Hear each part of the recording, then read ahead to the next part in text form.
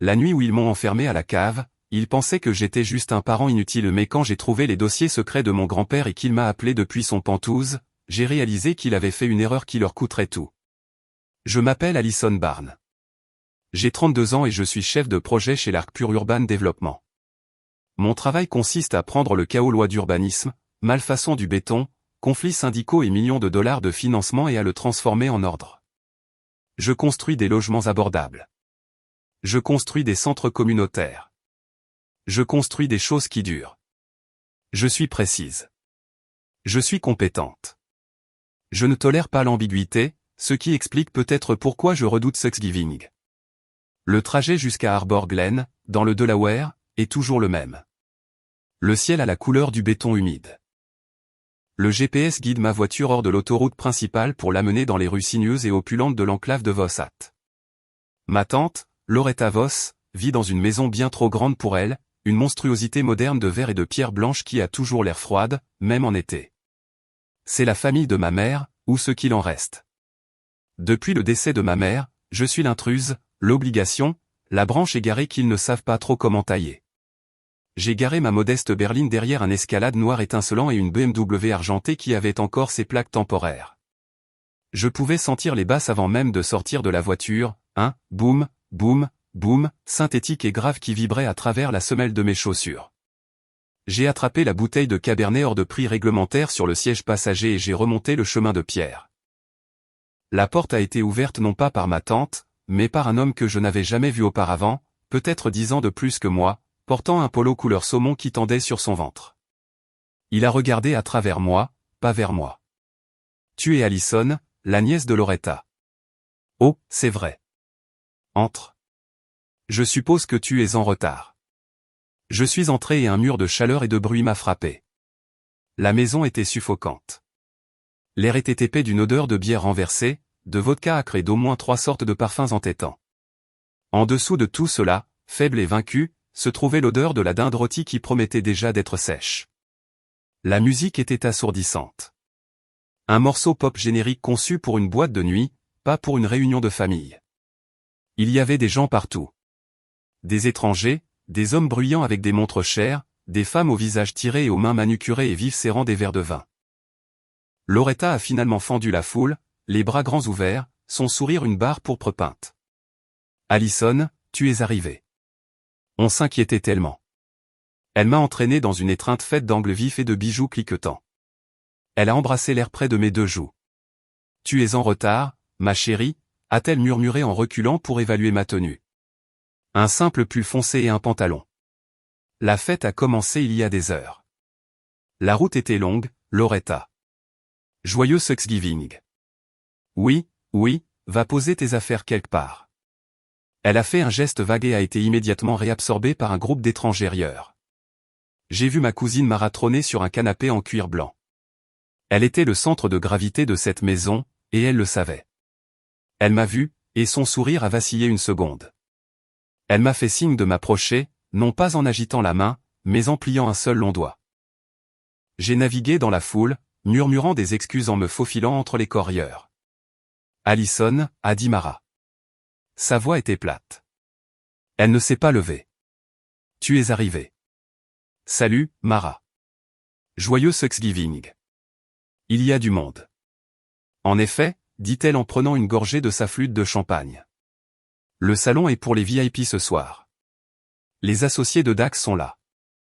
Elle a désigné la foule de Polo. Donc, tu vas devoir être à la cave. Ce n'était pas une demande. C'était une directive.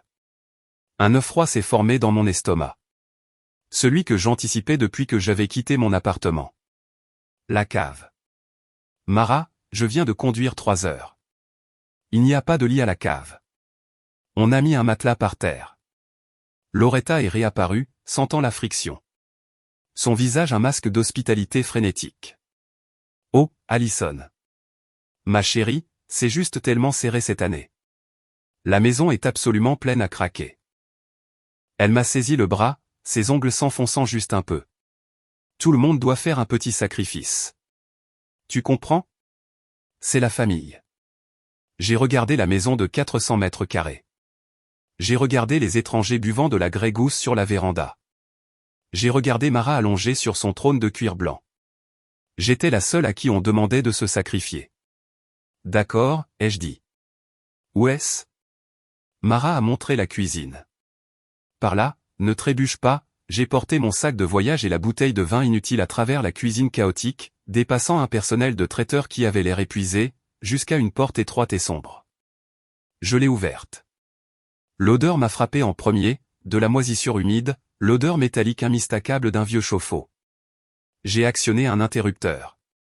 Les escaliers étaient raides, sans tapis. En bas, une seule ampoule nue bourdonnait et vacillait, projetant des ombres erratiques et maladives sur les murs en béton.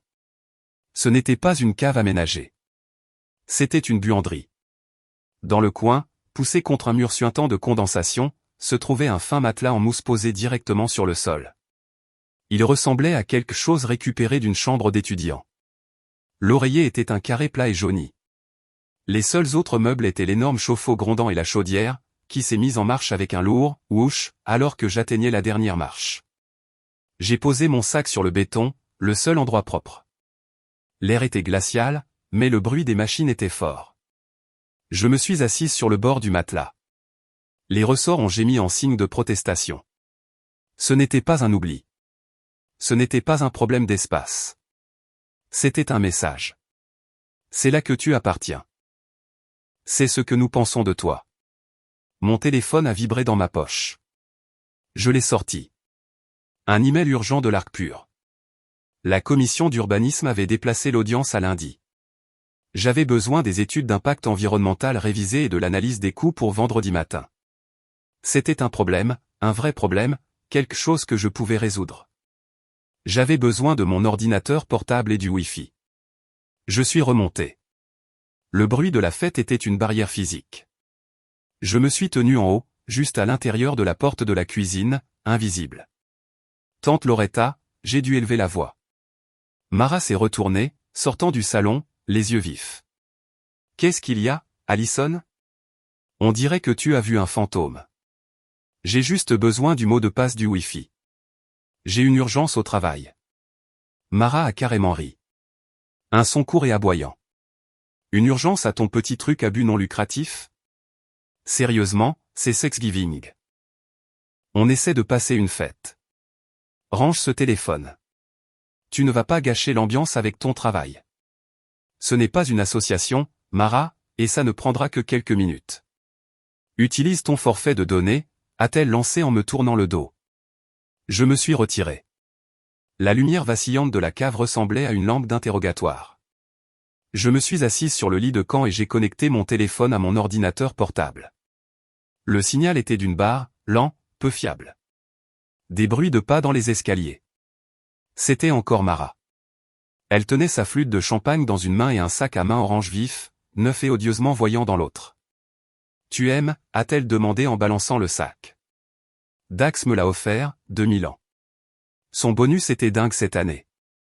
Il est voyant, Mara. En effet, dit-elle, son sourire fin et cruel. Ça doit être bien d'être célibataire comme toi. Toute cette liberté, pas d'enfant, pas de mari dont il faut s'inquiéter. Personne pour t'inviter à des événements sérieux, bien sûr, donc tu peux juste te concentrer sur ce que tu fais avec tes petits bâtiments. Elle a regardé autour de la cave.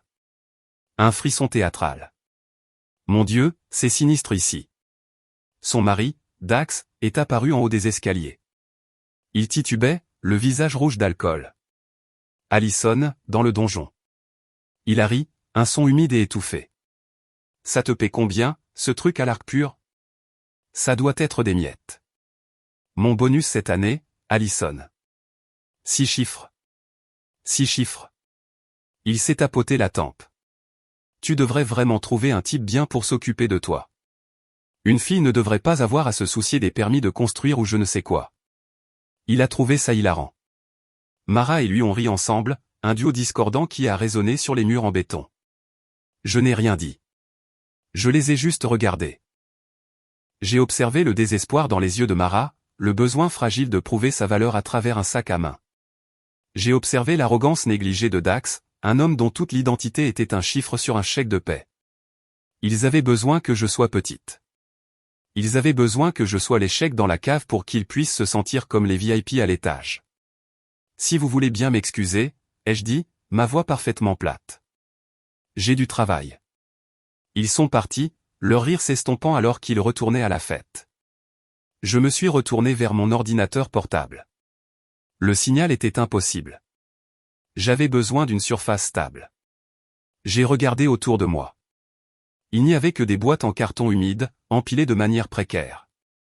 J'en ai déplacé une, cherchant un endroit pour caler mon sac d'ordinateur.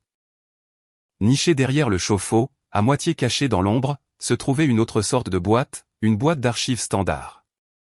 Gribouillée sur le côté au marqueur noir épais, 2 mots, Walter Kingsley. Mon sang, qui bouillonnait d'une colère silencieuse, s'est glacé. Walter Kingsley, mon grand-père, le père de ma mère, la seule personne de toute cette famille qui ait jamais exigé la précision. L'homme qui m'a appris à lire un plan, à jouer aux échecs, à valoriser mon propre esprit. Pourquoi ces dossiers personnels étaient-ils ici, dans une cave humide, à côté d'un tuyau qui fuit, dans la maison de Loretta? Il vivait dans une résidence pour personnes âgées propre et ultramoderne de l'autre côté de l'État. Ses affaires étaient censées être gérées par son avocat. Mes mains tremblaient. J'ai soulevé le couvercle. C'était plein. Relevé bancaire, titre de propriété, directive médicale, un épais paquet de documents pour quelque chose appelé le Seabridge Trust. Ce n'était pas du bric-à-brac. C'était sa vie. Un son est descendu. Pas de la musique, des voix. Les conduits d'aération. Le système de chauffage de la maison agissait comme un parfait relais. C'était la voix de Loretta, basse et conspiratrice, venant de la cuisine au-dessus. Il est tellement confus, disait-elle à quelqu'un. J'ai reconnu l'autre voix, celle de Dax. Complètement confus, a poursuivi Loretta. Walter ne sait même plus quel jour on est la moitié du temps. Il signera tout ce que vous lui mettrez sous le nez. C'est triste, vraiment. La procuration est prête, a dit Dax. Mon gars, Graham, dit que le transfert vers Seabridge peut avoir lieu lundi une fois que Walter aura signé. C'est mieux comme ça. On ne fait que gérer ça pour son propre bien, a dit Loretta, sa voix dégoulinant de fausse sympathie. Pour protéger les actifs de la famille. Gérer ça. J'ai regardé les documents sur mes genoux. J'ai pensé à mon grand-père, Walter, l'homme qui, à 85 ans, remplissait encore les mots croisés du Times au stylo. Confus? J'ai entendu leurs verres s'entrechoquer à l'étage. Un toast, probablement, à la famille. J'ai refermé la boîte. Je l'ai remise dans l'ombre, exactement comme je l'avais trouvée. L'ampoule vacillante au-dessus de moi semblait soudainement vive, concentrée. Le froid du sol en béton n'était plus simplement inconfortable. Il était clarifiant. Ce n'était pas une fête.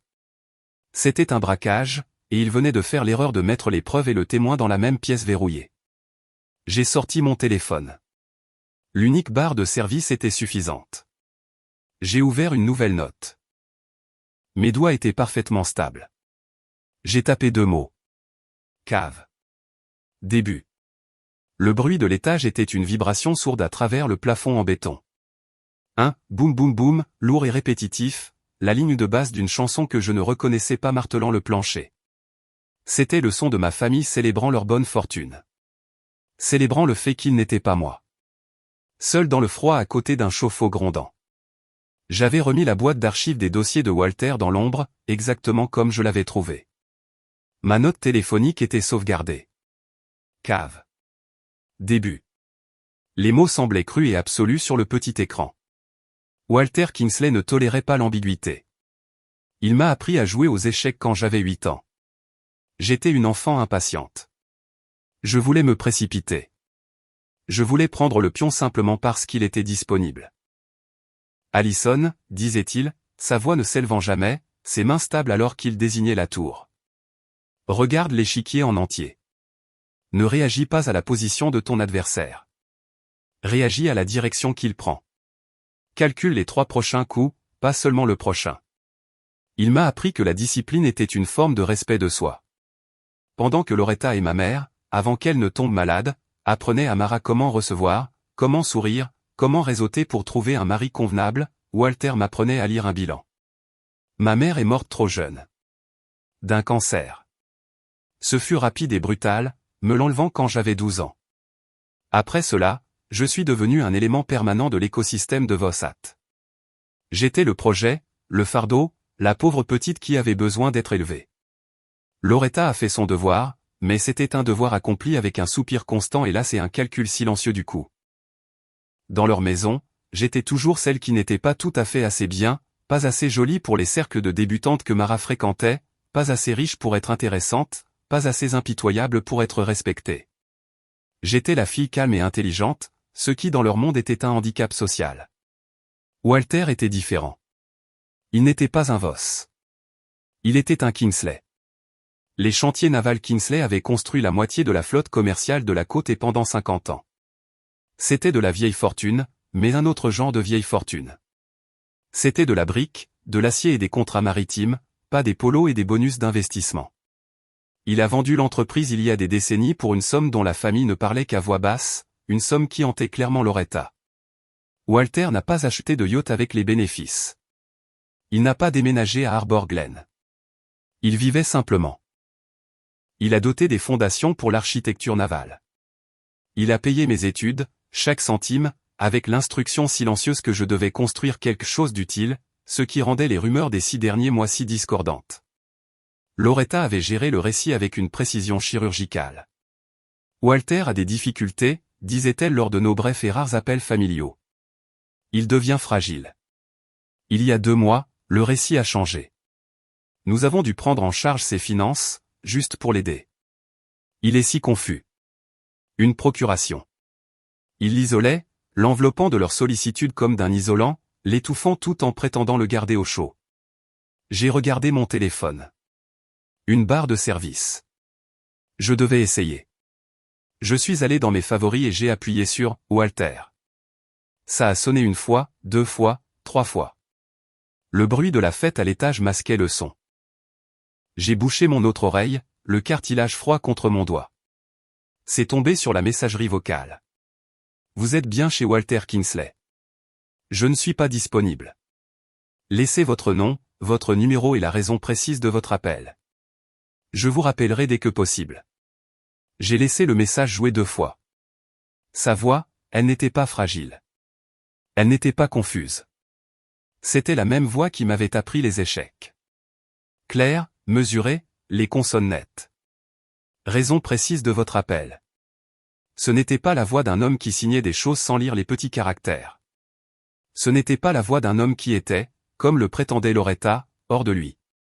Mon soupçon, qui avait été un faible bourdonnement d'anxiété, s'est durci en une certitude froide et lourde. Loretta mentait. Mon travail, Mara l'appelait, mon petit truc à but non lucratif. Je venais de passer 8 mois à obtenir les autorisations d'urbanisme et le financement pour un projet de 72 logements abordables dans un quartier qui en avait désespérément besoin. C'était une lutte brutale contre les promoteurs, le conseil municipal et un budget sans aucune marge d'erreur. Nous avons commencé les travaux la semaine dernière. C'était la chose la plus difficile que j'ai jamais faite. C'était utile. Quand j'en ai parlé lors de la dernière réunion de famille, à Pâques, je crois, Dax m'avait regardé avec une pitié sincère. Quelle est la marge sur le logement abordable, avait-il demandé en faisant tourner son brandy. 3%? C'est une erreur d'arrondi sur mon portefeuille, Allison. Ils avaient ri. Ils préféraient le concept de l'immobilier de luxe. Les tours de verre vides que l'associé de Dax vendait à des investisseurs étrangers.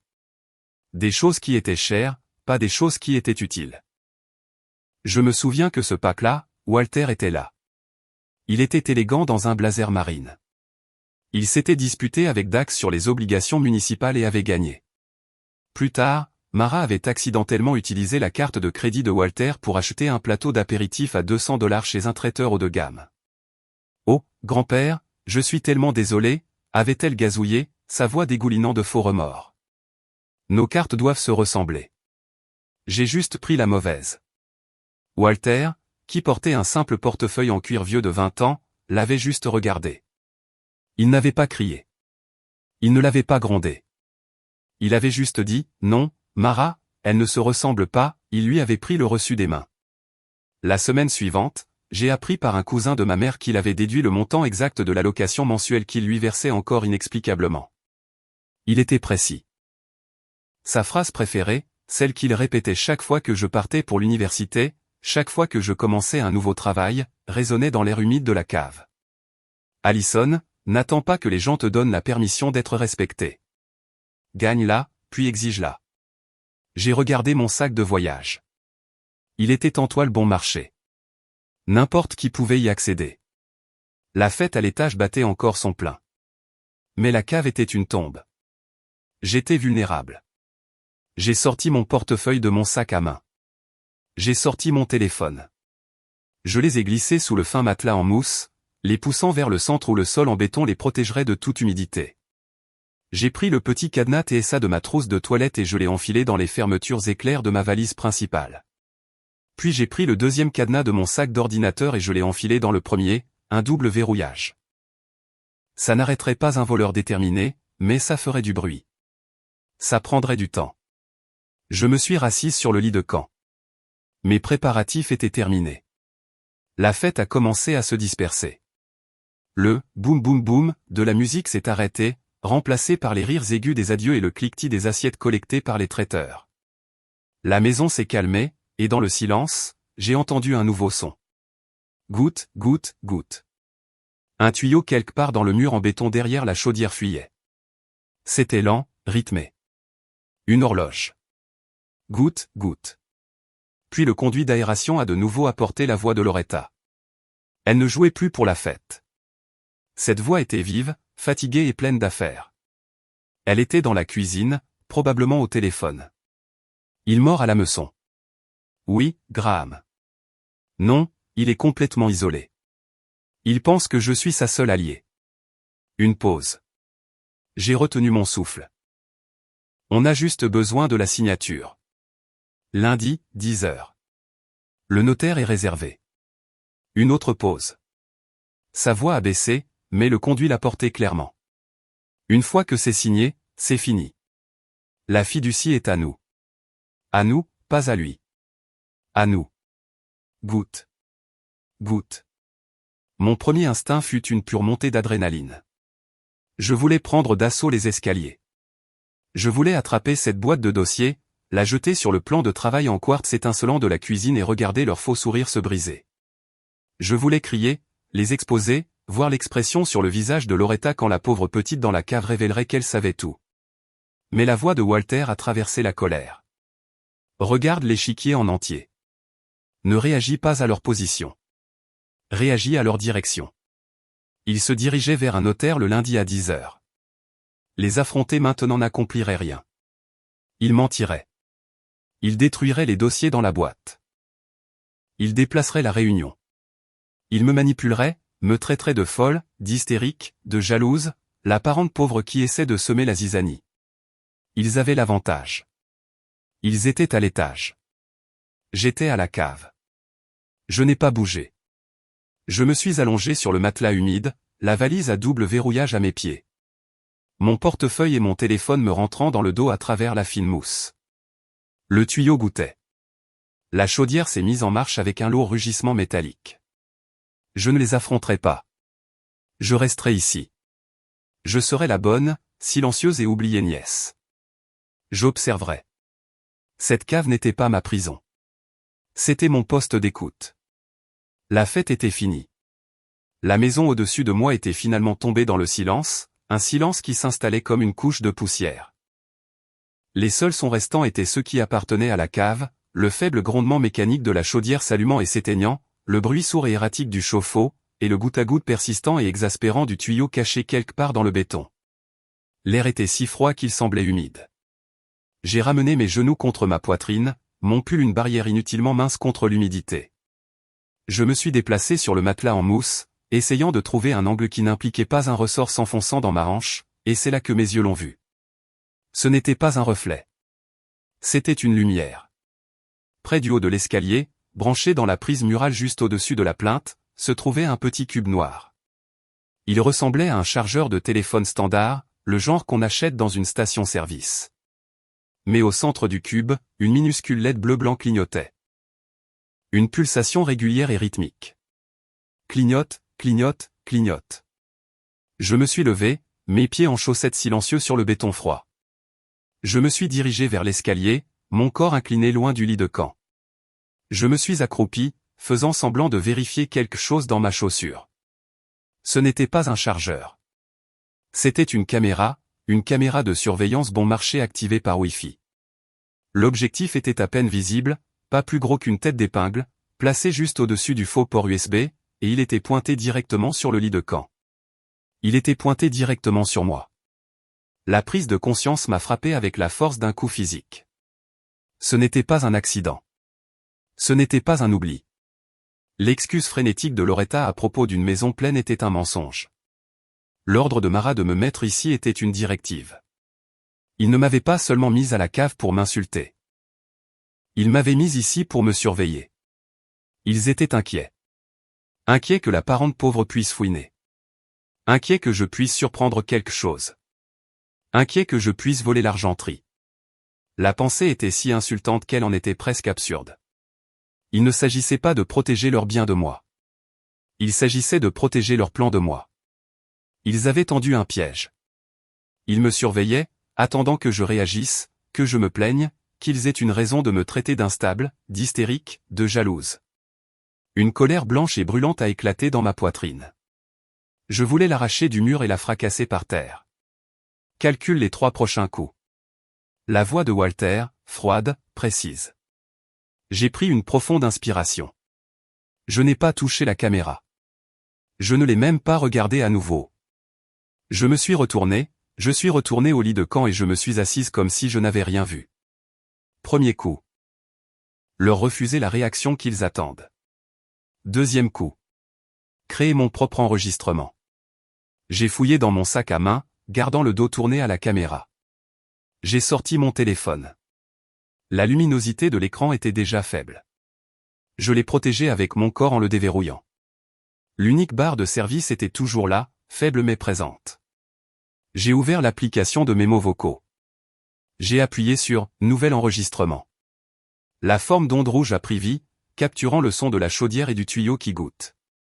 J'ai éteint l'écran, mais l'enregistrement a continué.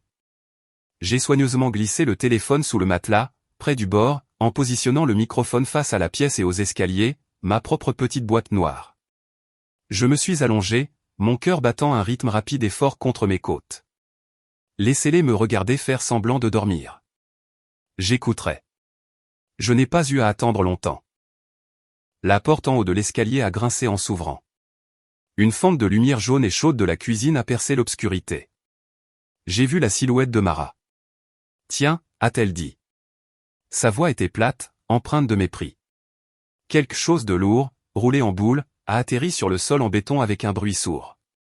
C'était un vieux manteau, plissé et taché de ce qui ressemblait à de la peinture. Pour te réchauffer, a-t-elle dit, les mots une claire moquerie. Elle a fermé la porte, mais pas complètement. Elle l'a laissée entr'ouverte. La lumière a disparu, mais le canal sonore était maintenant parfait. Les conduits d'aération transportaient le grondement, mais la porte ouverte transportait les mots. J'ai entendu la voix de Dax, ne jouant plus pour ses associés. C'était sa vraie voix, forte et pâteuse d'alcool de fin de soirée. C'est absolument infaillible, Loretta. Je t'ai dit que Graham a les documents de la procuration prêts pour lundi. Une fois que Walter signe, c'est fait. Es-tu sûr qu'il signera? La voix de Loretta. Le masque d'hôtesse avait disparu. C'était vif, anxieux et avide. Il signera, ricana Dax. Tu le prépares depuis des mois, en lui disant qu'il perd la tête. Il te fait confiance. Il pense que tu es la seule à veiller sur lui. Il signera juste pour que tu te taises. Et dès qu'il le fera, le Subreddit Trust est activé, sous ton contrôle. Subreddit Trust, le nom de la boîte, mon téléphone enregistrait chaque mot. Tout se fond Kingsley. Il se débloque, a poursuivi Dax. Il avait l'air euphorique. On parle d'1 milliard, Loretta. Facile. 1 milliard. La première chose que je fais, c'est acheter un yacht. Un vrai. Pas ces trucs de 10 mètres. Je parle d'un 30 mètres avec un équipage. Dax, tais-toi, siffla Mara. Le personnel est encore là à nettoyer. Ils sont dans la cuisine. Ils ne peuvent pas entendre. Et elle. Il a baissé la voix mais le conduit l'a porté, est à la cave, elle ne peut rien entendre. Elle dort probablement sur sa dalle de béton. Un bruissement de papier. Loretta de nouveau. Son anxiété avait disparu, remplacée par un ronronnement bas et satisfait. Elle lisait. Ce n'est pas seulement le fond, Dax. Regarde cette liste que Graham a sortie. Des obligations municipales, un compte de courtage entièrement acquis. Oh mon Dieu, il possède toujours le bâtiment commercial de Riverton, celui sur le front de mer, les anciens bureaux du chantier naval. Dax semblait sincèrement stupéfait. C'est un terrain de développement de premier choix. C'est 50 millions minimum. Et il l'a juste oublié, a dit Loretta. Un rire sec et sans humour. Le vieil homme ne se souviendra de rien. Il n'a aucune idée de ce qu'il possède. Le mensonge était si profond qu'il m'a presque étouffé. Walter, qui m'a appris les intérêts composés à 10 ans. Walter, qui pouvait réciter le droit maritime. Il ne se souviendra pas. Tout est prêt, a dit Loretta, sa voix ferme. Lundi 10 heures. La porte en haut de l'escalier s'est refermée en claquant. La conversation s'est déplacée dans le salon, étouffée par les conduits d'aération. Mais j'avais ce dont j'avais besoin. Ils avaient avoué. Je me suis redressé. La lumière bleue de la caméra clignotait toujours. Clignote. Clignote. C'était mon témoin. J'avais besoin de la pièce finale, la confirmation. Je me suis déplacé silencieusement à travers le sol jusqu'à la boîte d'archives. Walter Kingsley. J'ai soulevé le couvercle. L'odeur de moisissure et de vieux papier a rempli mes poumons. J'ai fouillé dans les dossiers, mes doigts engourdis par le froid. Relevé bancaire, titre de propriété, et le paquet épais pour le Subrit Trust. Je l'ai sorti. Niché à l'intérieur de la page de garde, je l'ai trouvé. Une seule feuille de papier, une facture de l'Ecro Notary Service. C'était une facturation pour une prérévision de documents et une consultation. Une répétition générale. Il s'était entraîné. Et en bas, le rendez-vous. Client, Loretta Voss. Succession Kingsley. Date, lundi 27 novembre. Heure, 10 heures. Le lundi après Thanksgiving. J'ai remis la facture exactement où je l'avais trouvée. J'ai refermé le couvercle, faisant glisser la boîte dans l'ombre. Je me suis rassise sur le lit de camp. Mon esprit tournait à plein régime, assemblant les pièces, les mensonges, la procuration, la banque, le rendez-vous. Alors que je fixais l'obscurité, l'unique ampoule bourdonnante au-dessus de ma tête a fait un pop sec et la pièce a plongé dans une obscurité absolue et suffocante. Je me suis figé. La chaudière était éteinte. Le chauffe-eau était silencieux. Le seul son était le goutte à goutte du tuyau, maintenant terrifiant de force dans le noir total. Et puis un nouveau son du haut de l'escalier. Un grattement métallique, le son lourd et immistacable d'un pêne dormant glissant en place. Une clé tournant dans la serrure. Mon souffle s'est coupé dans ma gorge. Ils n'avaient pas seulement éteint la lumière au disjoncteur. Ils avaient coupé le courant de la cave et ils m'avaient enfermé. Ce n'était plus un simple camouflet social. Ce n'était pas juste une insulte. C'était une séquestration. C'était de la coercition. Une vague de panique animale pure est montée dans ma poitrine. J'étais piégé. Pas de fenêtre, une seule porte, et elle était verrouillée de l'extérieur. L'air semblait épais, lourd. Je pouvais sentir la moisissure, le béton humide, l'air vicié et mort. J'ai lutté contre ça. C'est ce qu'il voulait.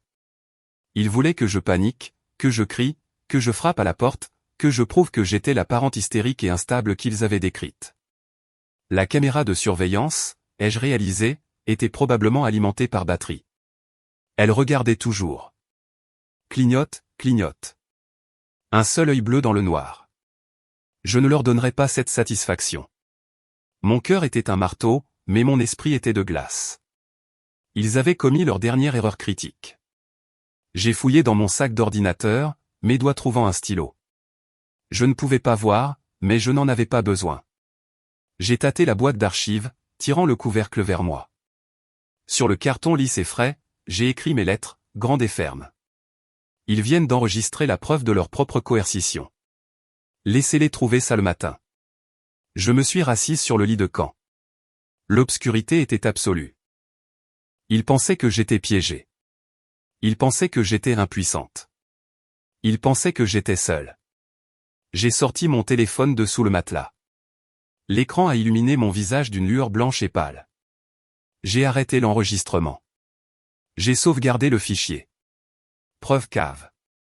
L'unique barre de service était toujours là, vacillante, mais tenant bon. J'ai ouvert mes contacts. J'ai fait défiler après A, après elle, après monsieur dans le froid, l'oppression, l'obscurité confinée, mon doigt stable. J'ai appuyé sur le bouton d'appel. Ça a sonné une fois. J'ai appelé la seule personne qui comptait. J'ai appelé Walter. Le téléphone était froid contre mon oreille. La seule lumière dans l'obscurité totale venait de son écran. L'appel s'est connecté à la première sonnerie. Pas la deuxième, la première. Avant que je puisse dire « Allô, grand-père » ou « Je suis piégé », sa voix est parvenue à travers la ligne, parfaitement claire, comme s'il se tenait à côté de moi dans le noir. Ce n'était pas la voix d'un vieil homme confus. C'était la voix de l'homme qui a construit les chantiers navals Kingsley. « Allison, es-tu dans la cave de Loretta ?» L'air a quitté mes poumons. La question était si spécifique, si immédiate qu'elle a brisé la panique. Je pouvais entendre le goutte à goutte du tuyau dans le silence alors que j'essayais de traiter les mots. « Oui », ai-je murmuré. « Comment ? Comment le savais-tu ? » « Parce que tu n'as pas bougé depuis 5 heures, a-t-il dit, sa voix tendue d'une colère contrôlée qui ne m'était pas destinée. « Tu es toujours à l'adresse de Harbor Glen. »« Bouger, mais comment sais-tu où je suis ? » « L'application que tu as installée, a-t-il dit. « L'LD Care Connect, celle que tu as dit être pour mon rythme cardiaque et en cas de chute. » Une application très attentionnée, Allison. Elle a un excellent localisateur GPS. J'ai juste eu à inverser les autorisations. Je me suis laissé retomber sur le fin matelas. L'outil que je lui avais donné pour surveiller sa sécurité, il l'utilisait pour surveiller la mienne. Il savait que j'étais ici. Il attendait. Il n'était pas isolé. Il observait. Il avait 3 coups d'avance. Ils ont verrouillé la porte, Walter. Ils ont coupé le courant. Je sais, a-t-il dit. Sa voix était sombre. Ce sont des imbéciles. Ils sont prévisibles et ils sont désespérés. J'ai besoin que tu sois calme, Allison. Peux-tu être calme ? Je suis calme. Ma voix tremblait, mais mon esprit s'éclaircissait. La panique reculait, remplacée par une concentration froide et vive. C'était un projet. C'était un problème à résoudre. Bien, a dit Walter. Il prévoit de déposer une procuration frauduleuse lundi matin. Ils ont un notaire réservé. Ils me croient incapable et ont l'intention de liquider le fonds de bienfaisance Kingsley. J'ai entendu, ai-je murmuré. Le Subrit Trust. Dax veut un yacht. Un yacht d'1 milliard de dollars, a dit Walter, le dégoût dans sa voix palpable. Ils sont négligents. La cupidité rend les gens négligents. Ils parlent trop fort. Que fait-on ? Je ne peux pas sortir. Tu sortiras, a-t-il dit. Mais pas ce soir. Ce soir, tu es exactement là où tu dois être. Tu es le témoin. Ils ne le savent pas. Cette caméra qu'ils ont sur toi, clignotait-elle encore ? Mes yeux l'ont trouvée dans le noir. Le minuscule œil bleu-blanc. Clignote. Clignote. Oui, elle est toujours allumée. Alimentation par batterie. Encore moins cher que je ne le pensais. Bien. Laisse-la te regarder. Laisse-les voir leur pauvre nièce oubliée essayer de dormir. Laisse-les prendre confiance. Quand ils déverrouilleront cette porte le matin, ils s'attendront à ce que tu sois reconnaissante pour une tasse de café. Ils s'attendront à ce que tu sois intimidé. Une notification de SMS a illuminé mon écran. La lumière soudaine m'a fait sursauter. Un code de confirmation. Je viens de t'envoyer une réservation, a poursuivi Walter, sa voix passant de tactique à quelque chose de plus chaleureux. C'est au Riverview Summit. Le Riverview Summit, l'hôtel le plus cher de l'État, la tour de verre qui surplombait tout le port, l'endroit où les associés de Dax rêvaient probablement de séjourner. C'est la suite Pentouse, Allison. C'est réservé à mon nom. Invité de WK. Je veux que tu quittes cette maison dès qu'ils déverrouilleront cette porte. Ne fais pas de scène. Ne prends pas de petit déjeuner. Ne leur parle pas, sauf pour dire que tu vas faire une promenade. Monte dans ta voiture et conduis directement là-bas. Walter, le Penthouse. Ce n'est pas des vacances, a-t-il coupé, sa voix de nouveau vive. C'est un centre de commandement. Mon avocate te rejoindra là-bas à 9 heures précises. Elle s'appelle Eleanor Pike. C'est la meilleure. Tu lui donneras tout. Le fichier audio que tu as enregistré, la photo de la facture que tu vas prendre avant de partir. Tout. Le fichier audio. Il savait même que je l'enregistrerais. Bien sûr qu'il le savait. Il m'avait appris à tout documenter. Une pensée a traversé la logistique. Une pensée froide et pratique qui me dérangeait depuis des mois. Celle qui rendait les mensonges de Loretta presque plausibles. Walter. Je pensais. Loretta a dit que tu étais. Quoi, fauché? Elle a dit que tu vivais d'un revenu fixe. Que l'argent du chantier naval avait disparu. Elle a dit qu'elle payait pour ta résidence. Walter est resté silencieux un long moment. Quand il a parlé, la lassitude dans sa voix était profonde. Un homme qui a l'air pauvre, Allison, est invisible pour les avares. Un homme qui a l'air riche est une cible. J'ai été pauvre pendant 10 ans. C'est le meilleur filtre que j'ai jamais trouvé. Ça fait juste. Ça fait mal que ce soit ma propre famille qui ait échoué au test. Il n'était pas celui qui était piégé. C'était lui qui tendait le piège. Il avait joué un jeu à long terme, un jeu de pauvreté calculé. Et Loretta et Dax venaient de tomber dedans, aveuglés par leur propre arrogance. Ils le prenaient pour un actif à dépouiller. Ils n'avaient aucune idée qu'il était l'auditeur. J'ai besoin de ta parole, a dit Walter, sa voix ferme, me ramenant au présent. Tu ne les affronteras pas. Pas ce soir, pas le matin.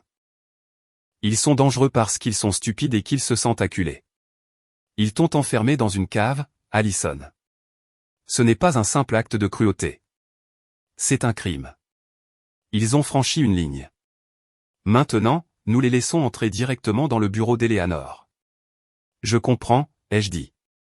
Je ne dirai pas un mot. Bien. Dors un peu si tu peux. Ce sera une longue journée demain. Walter. Oui. Merci. Je suis ton grand-père, Allison. Je protège mes investissements. La ligne a cliqué. J'étais de nouveau seul dans l'obscurité absolue, mais je n'étais plus piégé. Le goutte à goutte du tuyau n'était plus un son de menace. C'était un compte à rebours. J'ai glissé mon téléphone, toujours en enregistrement au cas où, dans mes cheveux, le calant sous ma tête en me rallongeant. Je ne voulais pas que l'œil bleu de la caméra voie la lumière si un autre message arrivait.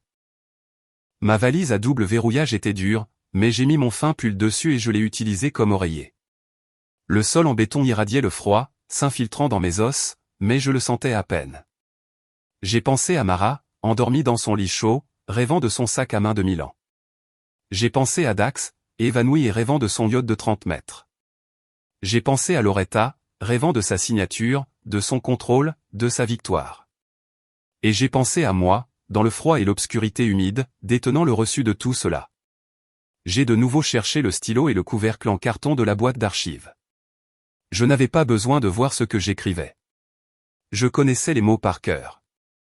Demain, étage 48. J'ai fermé les yeux. Le froid était un réconfort. L'obscurité était un bouclier. Au rythme régulier et rythmé de l'eau qui goutte, je me suis enfin endormi. Et je n'ai pas rêvé de la cave. J'ai rêvé d'un ascenseur en verre silencieux montant rapidement, laissant le sol sombre derrière moi alors que toute la ville s'étendait en dessous. Un tapis de lumière lointaine et scintillante. J'étais réveillé avant que le son n'arrive.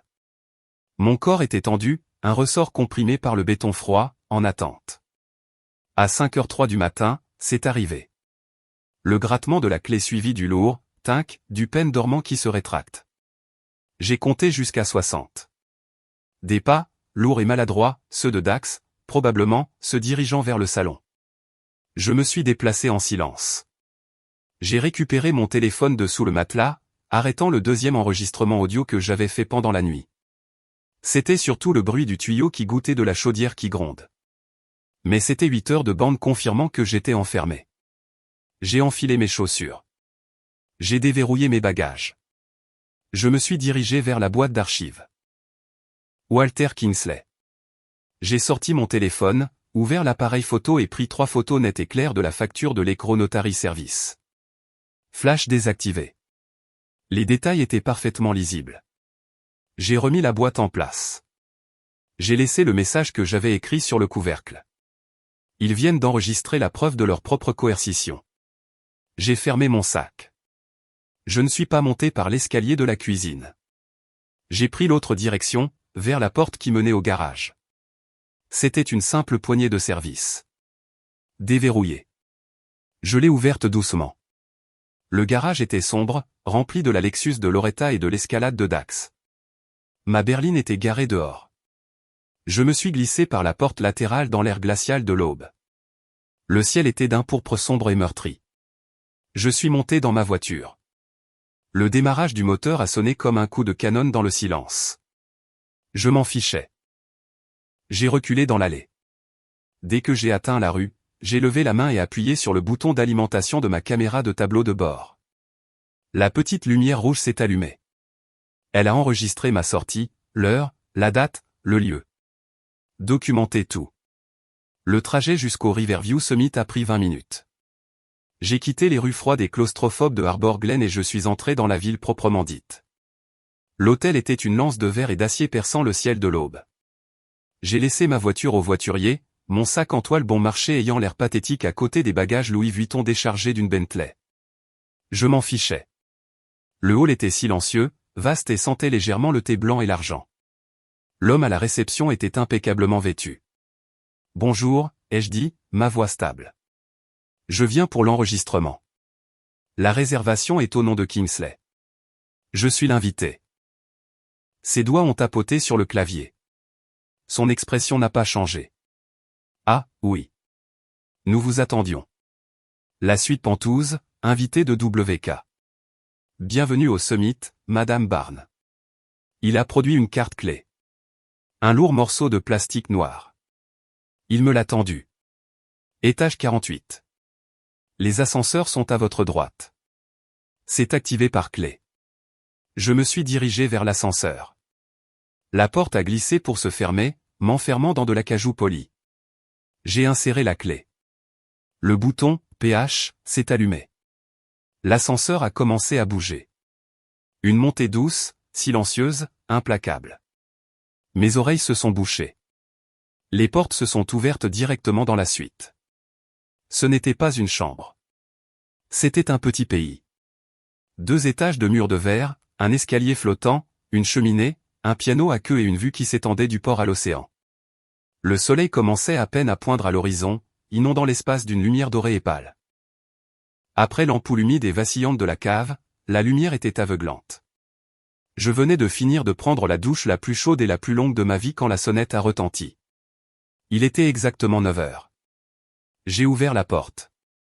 La femme qui se tenait là avait mon âge, peut-être un peu plus. Elle portait un tailleur gris parfaitement coupé. Ses cheveux étaient tirés en un chignon sévère, et ses yeux, derrière des lunettes à monture fine, avaient la couleur d'un ciel d'hiver. Elle portait une élégante mallette en aluminium. « Madame Barnes, je suis Eleanor Pike. » Sa voix était comme son tailleur, sans fioriture. « Monsieur Kingsley vous envoie ses salutations. Puis-je entrer, s'il vous plaît ?» Elle n'a pas regardé la vue. Elle n'a pas commenté la suite. Elle s'est dirigée vers l'immense table à manger en verre, a posé sa mallette et l'a ouverte. Elle n'était pas pleine de papier. Elle était pleine de technologie, un scanner portable à grande vitesse, une clé USB multiport et un ordinateur portable qui semblait appartenir à l'armée. « Commençons », a-t-elle dit. Pendant les 30 minutes suivantes, nous avons travaillé. C'était un monde que je comprenais. Transfert de données, enregistrement des preuves. Voici le fichier audio principal, ai-je dit, envoyant par airdrop le fichier, preuve-bacave. Il capture la conversation entre Loretta Voss, Dax et Mara. Vous les entendrez confirmer le plan, la banque et le mobile. Elle avait déjà des écouteurs, les yeux fermés, écoutant, son visage ne trahissant rien. Voici l'audio secondaire. Il confirme que j'ai été enfermé d'environ 23 heures à 5 heures. Séquestration. Noté. Voici les photos de la cave, du lit de camp, du chauffe-eau, de la serrure à l'extérieur de la porte et de la caméra de surveillance. Notez. Elle les a scannés, étiquetés. Et voici, ai-je dit, la photo de la facture de l'écro. Eleanor s'est arrêtée. Elle a enlevé ses écouteurs. Elle a regardé la photo, zoomant sur les détails. L'écro, lundi, 10h. Elle a ouvert son propre ordinateur portable. Monsieur Kingsley m'a fourni tous ses fichiers numériques le mois dernier. Il se doutait que cela allait arriver. Elle a tapé, ses doigts volants. Sebrit Trust. Ah, oui. Graham. Le consultant que Dax avait mentionné. C'est un avocat radié du barreau du New Jersey qui opère maintenant comme gestionnaire de patrimoine. C'est l'architecte. Elle a ouvert un fichier. L'échantillon de signature numérique de Monsieur Kingsley. Elle en a ouvert un autre. Et voici la signature électronique préliminaire que Loretta a déposée auprès de Sebrit pour initier la demande de procuration. Elle les a mis côte à côte sur le grand écran. Là, a-t-elle dit en pointant. Regardez la boucle du W, la pression, l'angle du K, c'est proche, ai-je dit. C'est vrai, a-t-elle dit. C'est une contrefaçon brillante, mais c'est une contrefaçon. Ce n'est pas la sienne. Ils n'ont pas seulement prévu de le contraindre. Ils ont déjà commis une fraude électronique. L'air dans la pièce semblait rare. Ce n'était plus un différend familial. C'était une conspiration criminelle de plusieurs millions de dollars, et ils avaient déjà commencé. À 10h30, l'immense télévision du salon a sonné. Eleanor a appuyé sur une touche et le visage de Walter est apparu. Il n'était pas dans sa chambre à la résidence. Il était dans un bureau, vif, alerte et portant un costume bleu foncé. Eleanor. Allison. Rapport. Eleanor a été concise. Ils ont le rendez-vous, Walter. Lundi, 10h. L'écro. Ils ont déjà déposé une signature électronique falsifiée auprès de Sebrit. Ils prévoient d'obtenir votre signature manuscrite sur la copie papier de la procuration pour légitimer le transfert numérique frauduleux qu'ils ont déjà initié. Ils vont plus vite que je ne l'avais prévu, a dit Walter. Il n'avait pas l'air inquiet. Il avait l'air en colère. Quelle est la stratégie, ai-je demandé. On envoie Eleanor? On dépose une injonction ce matin. Non, a dit Walter. Une injonction les arrête. Elle ne les attrape pas. Ils se disperseront. Ils prendront des avocats. Graham disparaîtra. Non. Le rendez-vous de lundi est maintenu. Walter, vous ne pouvez pas y aller, ai-je dit. Ils vous contraindront. Ce sera votre parole contre la leur. J'y vais absolument, a-t-il dit fermement. Ils veulent Walter Kingsley. Ils auront Walter Kingsley. Loretta et Dax m'accompagneront eux-mêmes dans ce bureau de notaire, mais nous ne serons pas seuls. Eleanor a hoché la tête, comprenant déjà. Je vais déposer une demande d'audience civile d'urgence. J'aurai un sténographe judiciaire et un officier en civil de l'unité des crimes économiques présents, se faisant passer pour mes assistants juridiques. Exactement, a dit Walter. Nous les laissons commettre l'acte. Devant des témoins, avec un sténographe certifié enregistrant chaque mot. Il a tenu un objet. Un stylo, un magnifique stylo plume lourd et ancien. C'était un cadeau de ta grand-mère, Allison. C'est aussi, depuis hier soir, un enregistreur audio de qualité professionnelle. L'opération est d'Inde volée et est lancée. Ce Pantouse est notre base d'opération jusqu'à lundi. Eleanor, ai-je dit, mon esprit tournant à plein régime. Cette signature électronique, nous pouvons faire mieux que de simplement dire que c'est une contrefaçon. Nous pouvons le prouver. Elle m'a regardé. Continue. J'ai un ami, Avery Knox. Nous étions à l'université ensemble. Il travaille pour l'État, dans l'unité d'analyse de documents judiciaires, le bureau de vérification des signatures. Ils ont accès aux signatures du permis de conduire de Walter, de son passeport, à chaque marque officielle qu'il a faite depuis 30 ans. C'est très irrégulier, Allison. C'est une base de données de l'État. Avery me doit une faveur, ai-je dit. Mon entreprise a construit le centre communautaire où vont ses enfants. Il peut faire une analyse comparative non contraignante, un examen informel.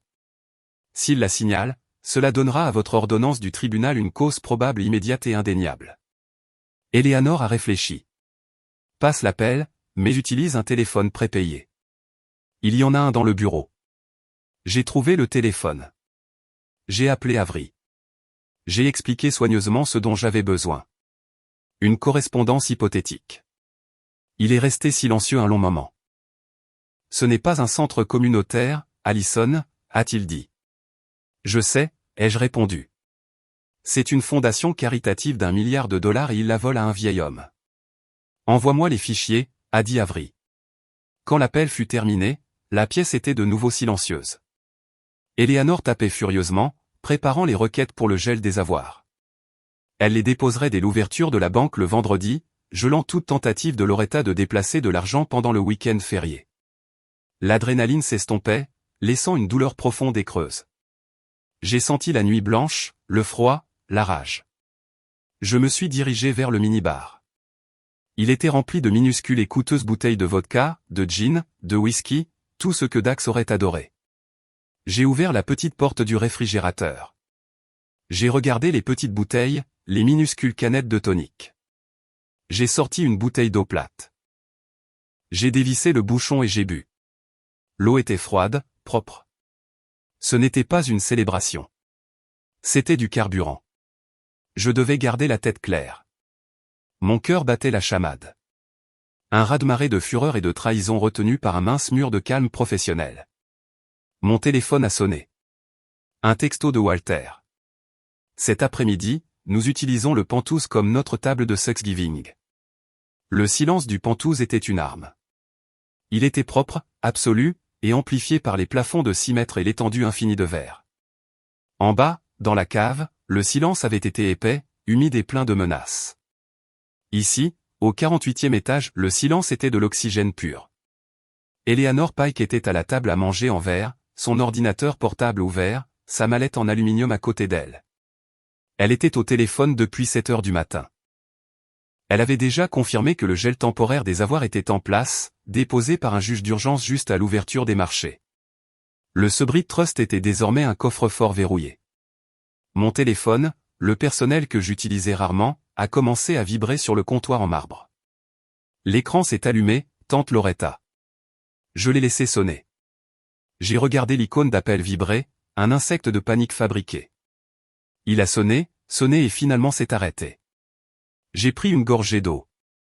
Quelques secondes plus tard, un SMS. Allison, où es-tu? Tu es parti. La moindre des choses serait de dire au revoir. On s'inquiétait. Avant même que je puisse formuler une réponse, mon téléphone a de nouveau vibré. Une notification du groupe de discussion de la famille Vossat. Celle-ci venait de Mara. Incroyable. Allison s'est faufilée hors de la maison avant que quiconque ne soit réveillé après que nous ayons eu la gentillesse de l'accueillir. Elle n'a même pas dit merci. Tellement irrespectueux. J'ai regardé Eleanor. Elle a haussé un sourcil, en attente. J'ai pris le téléphone. J'ai répondu directement au message de groupe de Mara. Ma voix, mon ton devait être neutre, calme. Je suis allé courir. Je suis ensuite allé dans ma pellicule. J'ai sélectionné la photo que j'avais prise dans l'obscurité de l'aube, le gros plan du lit de camp, du sol en béton et de la vilaine tache de moisissure noir-vert qui s'étendait sur le mur de plâtre à quelques centimètres de l'oreiller. J'ai envoyé la photo au groupe de discussion. Mon SMS suivant était simple. La qualité de l'air dans la cave affectait mes allergies. La réponse fut immédiate, l'équivalent numérique d'un silence stupéfait. Pendant près d'une minute entière, personne n'a tapé. Ils avaient été pris. Leur hospitalité avait été exposée avec une seule image. Puis mon téléphone a de nouveau sonné. Cette fois, j'ai répondu. C'était Loretta. Allison, a-t-elle sifflé? Sa voix n'était plus celle de la tante inquiète. C'était la voix vive et en colère que j'avais entendue à travers le conduit de chauffage. Qu'est-ce que tu crois faire? Je ne suis pas sûr de ce que tu veux dire, tante Loretta. Envoyez cette photo. Tu essaies de m'embarrasser. C'est un mensonge scandaleux et manipulateur. C'est juste une vieille maison. C'est une cave humide et tu m'y as enfermé. On n'a rien fait de tel, a-t-elle crié. Le courant a dû La porte a dû se coincer. Tu es comme ta mère. Toujours si dramatique. Toujours la victime. Calcule les 3 prochains coups. Je ne suis pas une victime, Loretta. Je suis juste allergique à la moisissure. Très bien, a-t-elle lancé. Très bien, si tu comptes être aussi ingrate, ne prends même pas la peine de revenir. Tu n'es pas la bienvenue à la table principale pour le dîner de Thanksgiving. Tu peux manger avec les traiteurs si tu daignes même te montrer. Elle attendait que je la supplie, que je m'excuse, que je sois la bonne petite nièce. J'ai laissé le silence s'étirer. Oh, c'est dommage, ai-je dit. Ma voix légère, enjouée. La voix de quelqu'un qui n'a pas dormi sur un sol en béton. J'espérais en fait que vous seriez libre pour le déjeuner. Quel déjeuner? J'ai dit, toi, Mara et Dax. Je voulais porter un petit toast avant Thanksgiving. Seriez-vous libre de vous joindre à moi? Disons vers 13 heures. Te joindre où? Dans un quelconque restaurant, a-t-elle ricané. Non, rien de tel. Je suis au Riverview Summit. Grand-père a réservé une suite, et elle est tout simplement adorable. Bien trop grande pour moi toute seule. On pourrait se faire livrer quelque chose. Juste nous. La vue est spectaculaire. Silence. Un silence dense et lourd à l'autre bout du fil. Je pouvais entendre sa respiration. Je pouvais entendre les rouages tourner, la cupidité luttant contre la colère, le soupçon luttant contre l'envie. Il devait savoir. Comment était-ce possible? Walter était fauché. Allison était pauvre. Ce récit était faux. Tu es au Riverview Summit? Étage 48, ai-je dit, ma voix désinvolte. Le Penthouse. Dites simplement à la réception que vous êtes là pour l'invité de WK, le silence s'est étiré pendant 3 bonnes minutes. J'ai juste attendu. Eleanor m'a observé. Un petit sourire impressionné sur son visage. Finalement, un SMS est apparu dans le groupe de discussion. C'était Mara. Le Riverview. Sérieusement? J'ai répondu. 13 heures à tout à l'heure. Une autre minute. La voix de Loretta est revenue au téléphone, soudainement douce. L'hôtesse frénétique revenant. Eh bien, c'est une offre très soudaine et généreuse, Allison. Nous ne voudrions pas décevoir ton grand-père s'il s'est donné tout ce mal. Oui, on se voit à 13 heures. Elle a raccroché. Mon téléphone a immédiatement vibré avec un nouveau SMS privé. Celui-ci venait de Dax. Comment tu t'es payé le summit? Mes doigts ont volé. C'était le coup le plus important. Je te l'ai dit. C'est grand-père qui l'a réservé. J'ai posé le téléphone. Eleanor a levé les yeux de son ordinateur portable. Elle a mordu à l'hameçon. Et elle est effrayée. Elle vient de passer un appel à un téléphone prépayé. Celui enregistré au nom de Monsieur Graham. Elle panique, ai-je dit. Elle a besoin de savoir si le plan peut être avancé. Elle s'inquiète que Walter ait de l'argent. S'inquiète qu'il ne soit pas aussi confus qu'elle le pensait. Laisse-la paniquer, a dit Eleanor. La panique rend les gens négligents. Le téléphone prépayé dans la mallette d'Eleanor a sonné. Ce n'était pas un appel. C'était un message sécurisé. Elle l'a pris, a lu l'écran, et son expression a changé. C'était la première véritable émotion que j'avais vue chez elle. C'était le triomphe. Monsieur Knox? Ai-je demandé, mon cœur battant la chamade. Monsieur Knox, a-t-elle confirmé? Elle m'a tourné le téléphone. C'était un court message codé, mais la dernière ligne était claire. Correspondance négative. Intégrité du fichier compromise. Fichier source est un scan et calque haute résolution. Cartographie de pression et séquençage des traits sont une non-concordance à 100% avec les exemples vérifiés par l'État. Le système a automatiquement signalé le compte Subrit. Alerte rouge. C'est un crime de classe B, une alerte rouge, ai-je soufflé. Il l'a fait. Il l'a fait, a dit Eleanor. Le gel des avoirs est maintenant en béton armé. Toute tentative d'accès à ce fonds par quiconque déclenchera une enquête fédérale immédiate. Ils sont piégés. Ils ne le savent juste pas encore. J'ai marché jusqu'au mur de verre.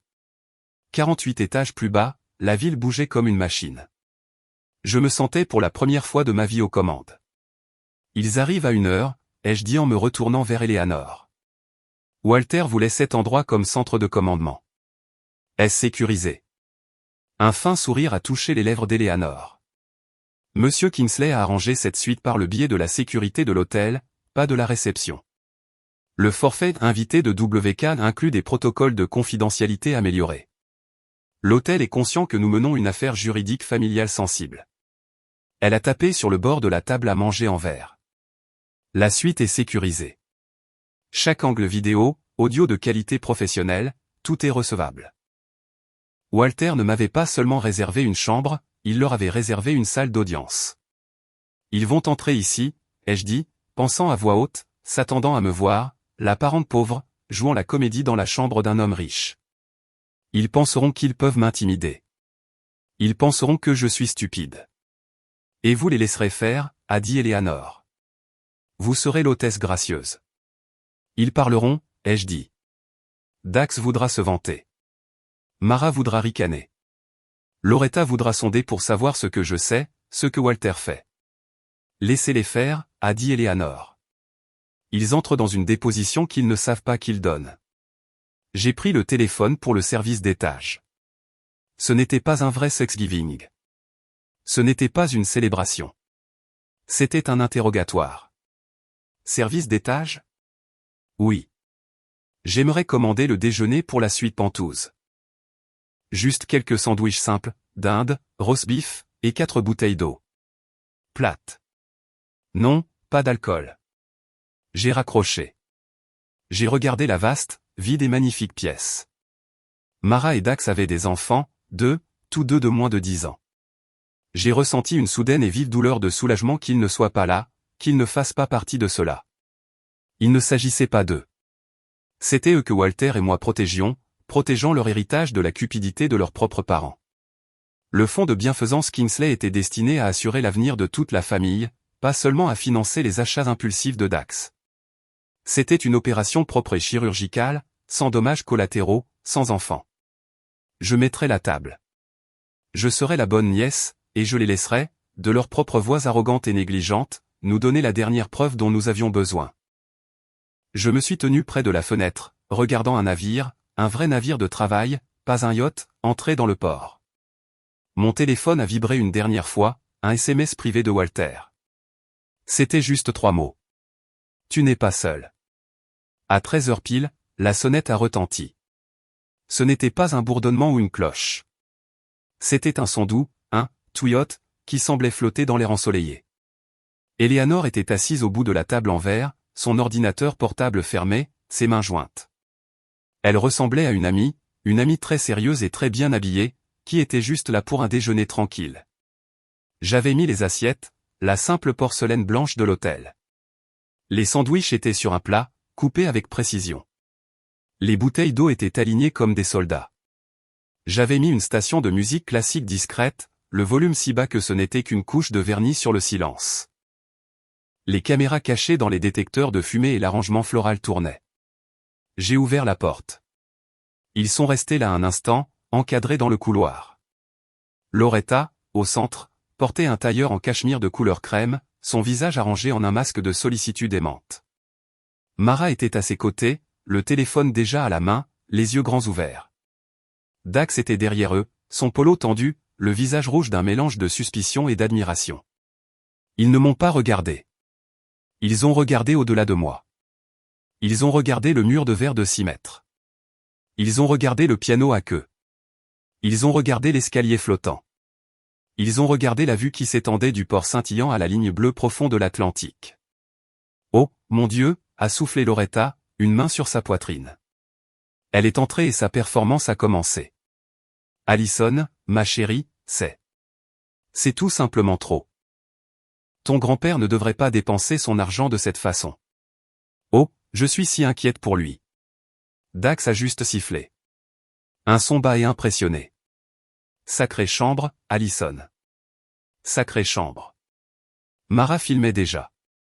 Elle avait levé son téléphone, balayant la pièce dans un arc lent et dramatique, capturant la vue, le piano, le plafond. Son visage était figé dans une moue de richesse décontractée et soignée. Sexgiving, style Penthouse, narrait elle à son écran, sa voix un murmure haletant. Juste une petite réunion décontractée. La vue est dingue, les amis. Elle marquait son expérience, la revendiquant, absorbant son prestige par proximité. Elle ne m'a pas filmé. Elle n'a pas filmé Eleanor. Nous n'étions que des détails de fond dans son histoire. S'il vous plaît, ai-je dit en désignant la table. Asseyez-vous. C'est ton ami, a demandé Loretta, ses yeux se posant sur Eleanor. L'évaluation a été instantanée et méprisante. Eleanor n'avait pas l'air d'appartenir à leur monde de luxe doux et inutile. Elle avait l'air de travailler. Voici Eleanor, ai-je dit. C'est une collègue. Elle était en ville, alors je lui ai demandé de se joindre à nous. Comme c'est gentil, a dit Loretta, les mots vides de sens. Ils se sont tous assis. Dax a immédiatement pris un sandwich, ses yeux balayant toujours la pièce, calculant le prix de la nuitée. Mara tapait furieusement, publiant sans doute sa story avant que la magie du moment ne s'estompe. Alors, a commencé Loretta, joignant ses mains sur la table. Elle irradiait une fausse inquiétude. Allison, ma chérie, je suis contente que nous ayons ce moment. J'étais. Eh bien, nous étions tous si contrariés quand tu as tout simplement disparu. Cette photo que tu as envoyée. C'était si hostile. C'était une photo de moisissure, Loretta, ai-je dit en lui versant un verre d'eau. C'était une photo d'une cave, a-t-elle corrigé, sa voix sirupeuse. Dans une vieille maison, tu sais, on essayait tous de faire avec. Mais ce n'est pas de ça que je veux parler. Je veux parler de ton grand-père. Je me suis reculé. J'ai croisé le regard d'Eleanor une fraction de seconde. Elle était parfaitement immobile. Nous sommes inquiets, Allison, a poursuivi Loretta, sa voix baissant à un ton confidentiel et sombre. Profondément inquiets. Tu sais, nous l'aimons. Il n'est tout simplement. Il n'est plus lui-même. Il devient si confus. Il a des délires. C'était ça. Le script? Celui que j'avais entendu à travers le conduit d'aération. Celui qu'ils avaient répété. Des délires, ai-je demandé, ma voix neutre. Il pense que des gens en veulent à son argent, dit-elle en se penchant. Il est paranoïaque. Il oublie des choses. Il est en plein délire, ma chérie. C'est le seul mot pour ça, et c'est pourquoi nous avons dû intervenir. Dax, la bouche pleine de roast beef, a hoché la tête avec emphase. C'est pour son bien, Allison. Il a besoin d'être protégé de lui-même. Et c'est pourquoi, a dit Loretta en posant sa main sur mon bras, nous gérons ses affaires, la procuration. Ce n'est qu'une formalité. C'est juste pour que nous puissions nous assurer que ses factures sont payées, qu'on s'occupe de lui, que son héritage est protégé. Son héritage, ai-je répété. Le mot avait un goût de cendre. Exactement, a claironné Dax en avalant. Il s'échauffait sur le sujet. Il se sentait en sécurité. Il était dans un Penthouse. Il était en famille et avec une amie négligeable. Il était parmi des inférieurs. C'est pourquoi nous devons faire ce transfert avant lundi. La pièce est devenue complètement silencieuse. La musique classique discrète semblait enfler. J'ai vu la main de Loretta, celle sur mon bras, se crisper. Ses ongles se sont enfoncés dans ma peau. Elle a lancé à Dax un regard de pure fureur. Il venait de sortir du script. Eleanor, qui avait fixé son verre d'eau, a levé les yeux. Son expression était d'une confusion légère et polie. Je suis désolé, dit-elle, sa voix douce. Transfert? J'ai du mal à entendre. On dirait que vous parlez d'une affaire commerciale. Dax, réalisant qu'il avait dérapé, a tenté de se rattraper. Il a agité la main, dédaigneux. Oh, c'est juste une affaire de famille, de la paperasse, vous savez. Mara, cependant, n'a vu aucun danger. Elle était toujours euphorique grâce aux Penthouse, à son triomphe sur les réseaux sociaux. Elle a levé les yeux au ciel, agacée par la question d'Eleanor. C'est le fonds Kingsley, évidemment, a-t-elle dit comme si elle expliquait quelque chose à un enfant. Grand-père ne peut plus le gérer, alors on le transfère à ce Brit. C'est juste. C'est ce qu'il y a de mieux. L'aveu flottait dans l'air. C'est le fonds Kingsley. On le transfère à ce Brit. La vidéo tournait. L'audio était parfaitement clair. Dong dong. Le doux carillon de la sonnette. Personne n'a bougé. Ils me regardaient tous, confus. Les invités du déjeuner étaient là. Excusez-moi, ai-je dit. Je me suis levé. Je me suis dirigé vers la porte. Mon cœur ne battait pas la chamade. Il était stable.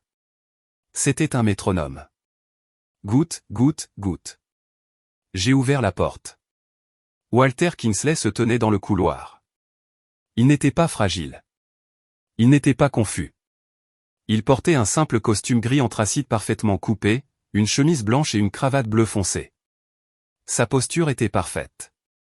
Il avait 85 ans, et il avait l'air de pouvoir encore commander un chantier naval. Il tenait un simple et élégant stylo plume dans la poche de sa poitrine. Il m'a regardé. Allison. Grand-père, ai-je dit en m'écartant. Je suis si contente que tu aies pu venir. Il est entré dans la pièce. L'effet fut chimique. C'est comme si la température de la suite avait chuté de 15 degrés. Le téléphone de Mara, qu'elle venait de lever pour filmer le nouveau venu, a cliqueté sur la table en verre. Dax, qui s'était adossé à sa chaise, s'est redressé si vite qu'il a failli s'étouffer. Le visage de Loretta a perdu toute couleur. Le masque de sollicitude ne s'est pas seulement effrité. Il s'est brisé. Ce qui restait était brut, laid et terrifié. Walter, a-t-elle haleté. Quoi? Qu'est-ce que tu fais ici? Comment es-tu arrivé là? Walter ne l'a pas regardé. Il a regardé Dax. Il a regardé Mara. Son regard était froid et évaluateur. Il s'est dirigé vers le bout de la table, le siège qu'ils avaient tous laissé vide, et s'y est tenu. J'ai été invité, a-t-il dit, sa voix la même que celle que j'avais entendue sur la messagerie vocale, claire, mesurée, autoritaire, bien que j'admette être surpris par la liste des invités. Il a tourné les yeux vers Loretta. Elle avait l'air petite, ratatinée, son tailleur en cachemire ressemblant soudain à un costume. Loretta, a-t-il dit, sa voix calme, mais elle a tranché la pièce. Tu disais justement à Allison que j'avais des délires, que j'étais. Quel était le mot? Sénile. Silence. Un silence absolu et écrasant. Le seul son était le faible clic du téléphone de Mara alors que l'écran se verrouillait sur la table. Les yeux de Loretta passaient de Walter à moi, puis à Eleanor. Elle était piégée. Elle était acculée. Et comme tout animal acculé, elle a tenté de changer d'attaque. Elle a fondu en larmes. C'était un revirement théâtral complet. Son visage s'est décomposé. Ses épaules ont tremblé. Oh, Walter, a-t-elle sangloté en se levant de sa chaise. Tu ne comprends pas. Tu ne vois pas. Je veux juste prendre soin de toi. J'ai été si inquiète. Je fais tout ça pour toi, pour la famille. Elle s'est avancée vers lui, les mains tendues, dégoulinantes de faux diamants et de larmes encore plus fausses. Walter n'a pas bougé. Il n'a pas bronché. Il l'a juste regardé. J'ai fouillé dans mon sac, que j'avais laissé près de ma chaise. J'ai sorti une seule feuille de papier pliée. Je me suis dirigé vers la table, dépassant la Loretta sanglotante, et je l'ai posée sur le verre devant elle. C'était la photo de la facture. Alors peut-être que tu peux expliquer ça, ai-je dit. Ma voix était aussi calme que celle de Walter. Loretta a cessé de pleurer. Son souffle s'est coupé. Elle a fixé le papier, les mots, l'écro notary service. L'heure du rendez-vous, lundi, 10 heures. Dax l'a fixé, le visage pâle et luisant de sueur. Mara l'a regardé, son esprit enfin, lentement, assemblant les pièces. Walter a fouillé dans sa poche. Il a sorti le lourd stylo plume. Il a enlevé le capuchon, un petit clic satisfaisant. Il l'a posé sur la table, la plume pointant directement vers Dax. Le microphone à l'intérieur était allumé, enregistrant chaque souffle paniqué, chaque balbutiement. Oui, Loretta, a dit Walter, sa voix dangereusement douce. S'il te plaît, explique la paperasse. L'air dans le pantouse était tendu. Les faux sanglots de Loretta s'étaient figés dans sa gorge. Ses mains toujours tendues vers Walter. Dax était une statue de sueur froide et de panique. Les yeux de Mara étaient fixés sur la facture du notaire. Le simple imprimé en noir et blanc ressemblait maintenant à un arrêt de mort. Le stylo plume de Walter, celui de la poche de sa poitrine, était posé sur la table en verre.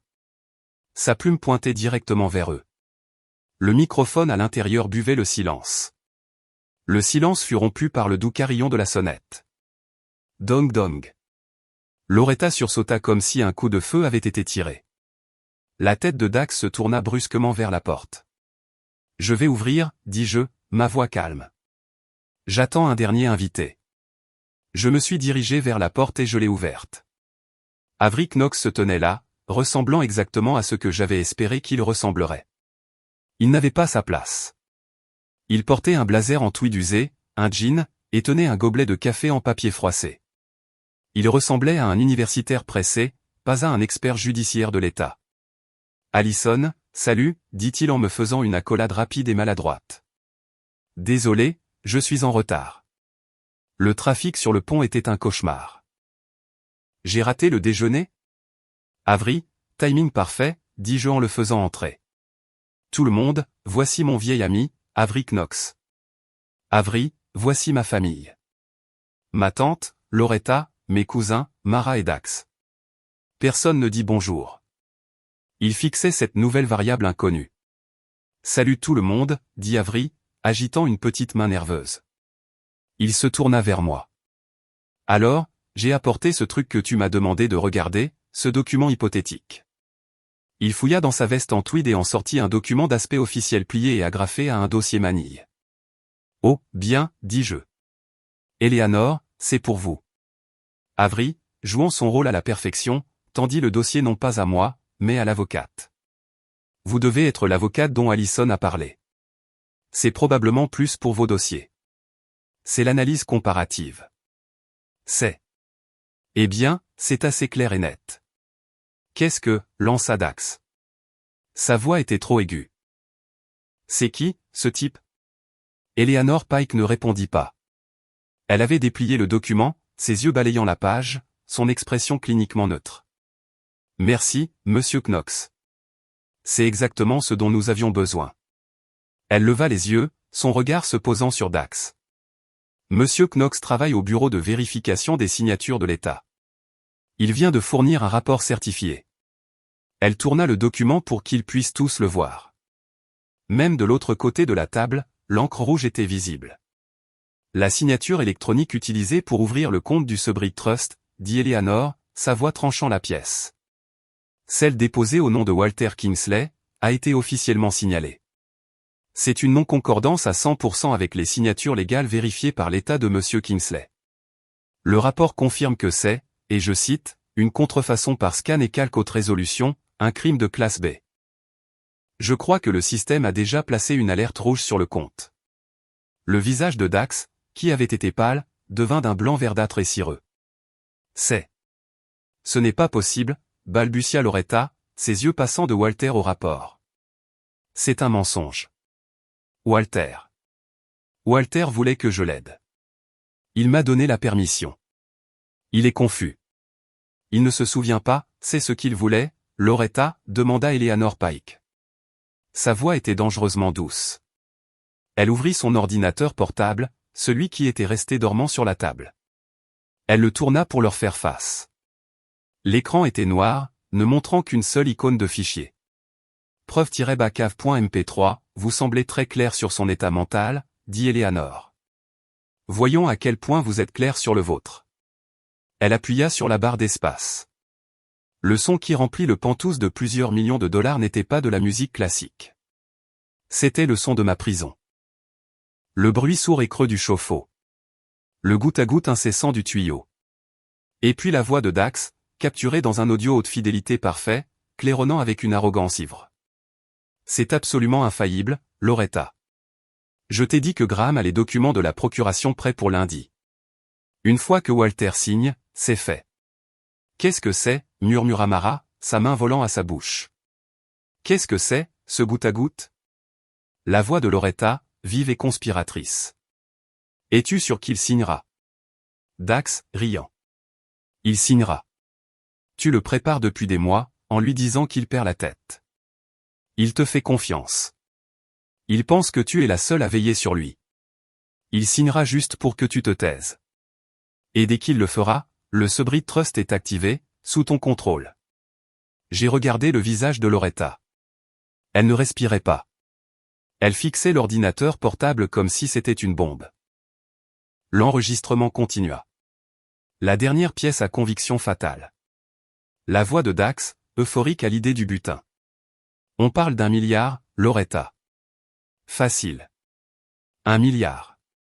La première chose que je fais, c'est acheter un yacht. Un vrai. Eleanor frappa de nouveau la barre d'espace.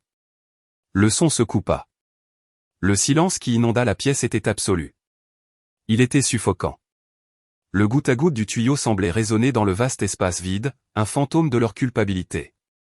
Dax avait l'air d'aller vomir. Mara fixait son mari. Son expression n'était pas de la colère, mais d'une pure incrédulité horrifiée. Il n'était pas le brillant négociateur. Il n'était qu'un homme bruyant, stupide et avide. La tête de Loretta pivota lentement jusqu'à ce que ses yeux rencontrent les miens. Les larmes performatives, la fausse sollicitude, le masque doux comme du cachemire, tout s'est consumé. Son visage, à cet instant, était quelque chose que je n'avais jamais vu. C'était une haine pure et sans mélange. Toi, siffla-t-elle. Le mot était un rasoir. Elle se jeta. Pas sur moi, pas sur Walter. Elle se jeta à travers la table sur l'ordinateur portable, ses doigts écartés comme des griffes, son visage un masque de rage primitive. Tu m'as espionné. Eleanor referma l'ordinateur portable une fraction de seconde avant que les ongles de Loretta ne heurtent le boîtier. Traîtresse, hurla Loretta, le son s'arrachant de sa gorge, brute et laid. Ingrate petite fouineuse. On t'a recueilli. Ma sœur est morte. Et on t'a recueilli. On t'a donné un foyer et tu te caches dans le noir. Tu te caches dans nos murs et tu nous espionnes.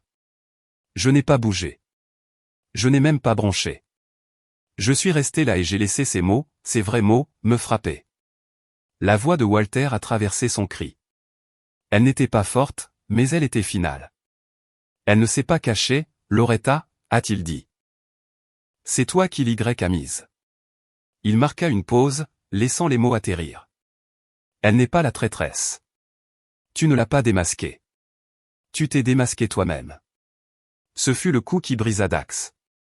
Toute la construction de sa vie, les bonus, le bateau, le style de vie VIP, se vaporisaient. Je ne suis pas, je dois passer un appel, balbutia-t-il, repoussant sa chaise avec un crissement. Le pied de la chaise s'est coincé, et le lourd meuble a basculé, s'écrasant sur le parquet. Il s'est précipité vers la porte. Il n'a pas fait 3 pas. La porte de la suite, celle que j'avais ouverte, était maintenant bloquée par 2 hommes. Ils étaient grands, portant les costumes noirs impeccables de la sécurité exécutive du Riverview, mais ils se tenaient avec l'immobilité enracinée de policiers en civil. Monsieur Voss, a dit le plus grand. Sa voix était profonde et polie. Nous avons reçu pour instruction de la direction de l'hôtel de veiller à ce que cette réunion se termine sans interruption. Veuillez retourner à votre siège. Dax se figea, la main à mi-chemin de la poignée de porte. Il regarda des gardes de sécurité à Walter, puis à Eleanor. Il était piégé. Il redressa lentement et mécaniquement sa chaise et s'assit. Eleanor Pike se leva. Elle n'était plus l'amie silencieuse. Elle était la seule dans la pièce à avoir le pouvoir. Veuillez rester assis, dit-elle, sa voix vive et formelle.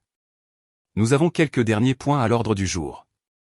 Premièrement, à 8 heures ce matin, j'ai déposé une requête d'urgence auprès du tribunal de l'État. Un juge a signé une ordonnance restrictive temporaire et un gel total et immédiat des avoirs sur tous les comptes associés au Subreddit Trust.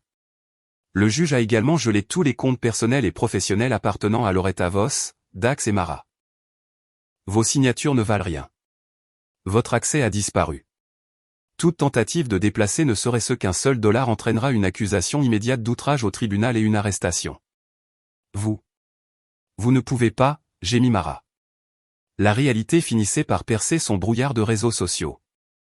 Vous ne pouvez pas faire ça. C'est notre argent.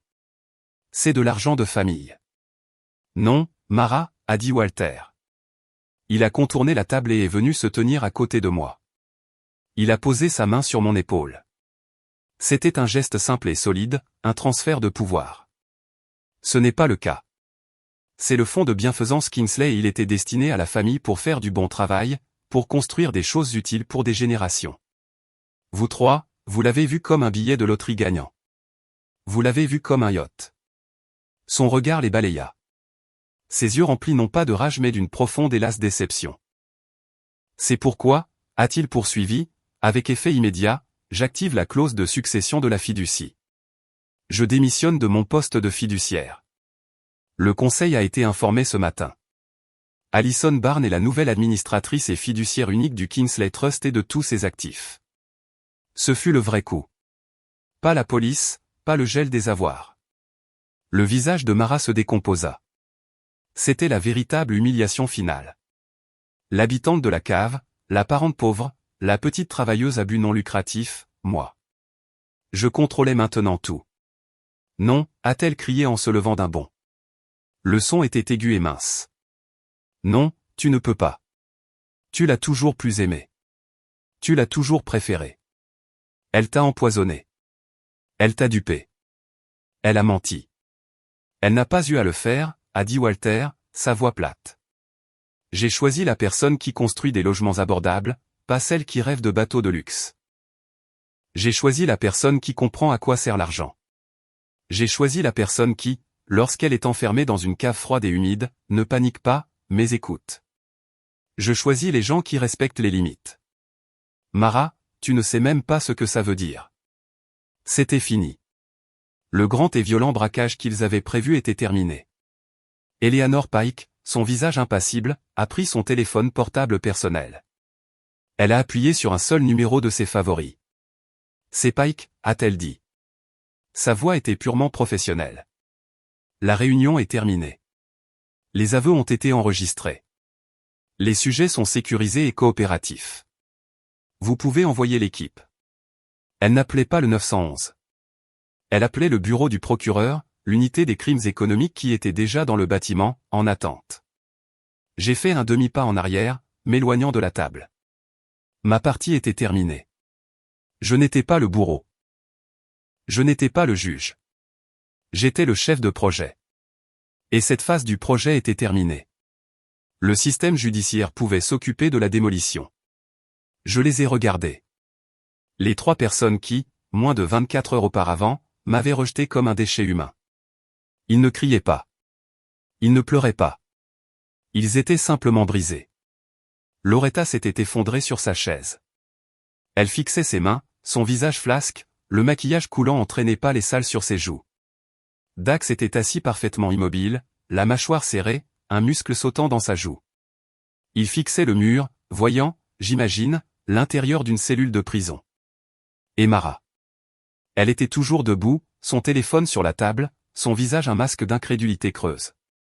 L'histoire de Thanksgiving qu'elle avait filmée n'était pas celle qu'elle obtenait. Les caméras cachées du Pentouse tournaient toujours. Elles ont capturé chaque seconde de l'effondrement silencieux, indigne et absolu de la famille Vossart. Le silence dans le Pentouse, après leur départ, était plus lourd que le bruit ne l'avait été. Ce ne fut pas une arrestation chaotique. Ni une sirène, ni uniforme, ni humiliation publique. Les hommes qui attendaient à la porte n'étaient pas de la sécurité de l'hôtel. C'étaient des détectives en civil de l'unité des crimes économiques du procureur de district. Ils avaient escorté Loretta, Dax et Mara, ainsi que leurs téléphones qui furent poliment mais fermement demandés, par un ascenseur de service privé jusqu'à une salle de conférence au 3e étage pour un interrogatoire préliminaire. Eleanor Pike ferma la porte. Le clic lourd de la serrure résonna dans la vaste pièce.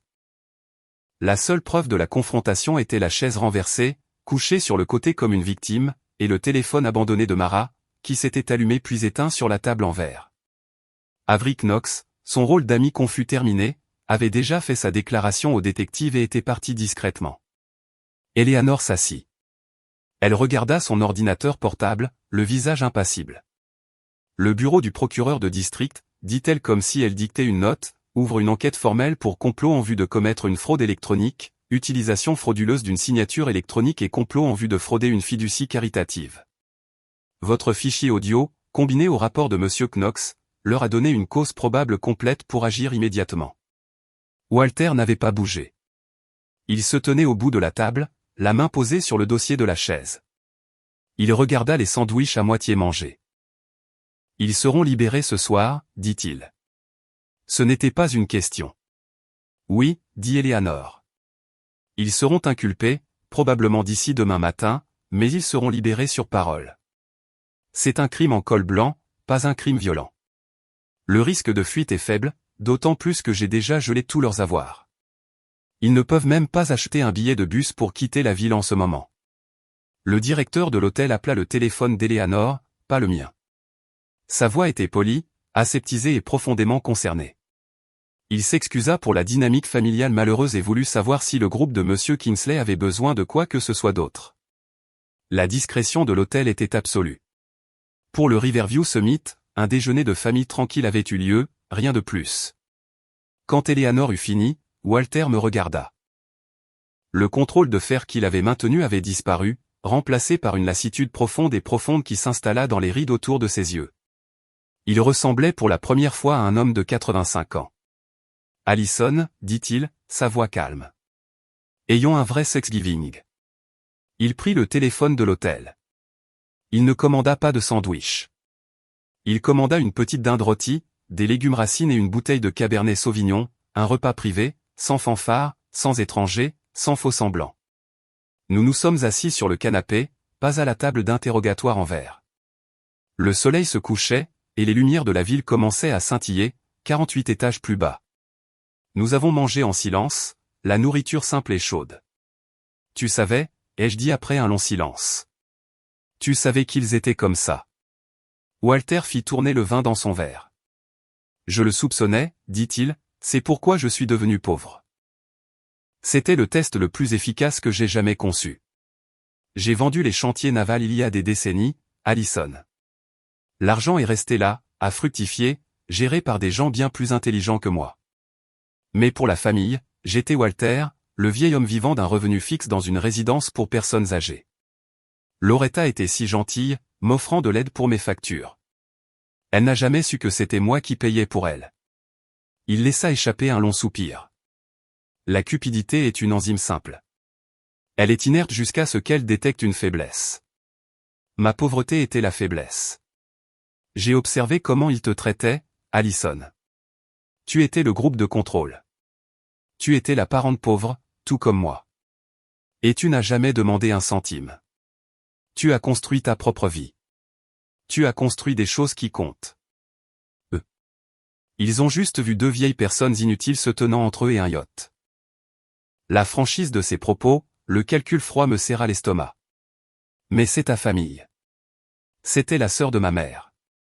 Ce sont tes petits-enfants. Je devais demander. La victoire semblait creuse, froide. N'es-tu pas triste?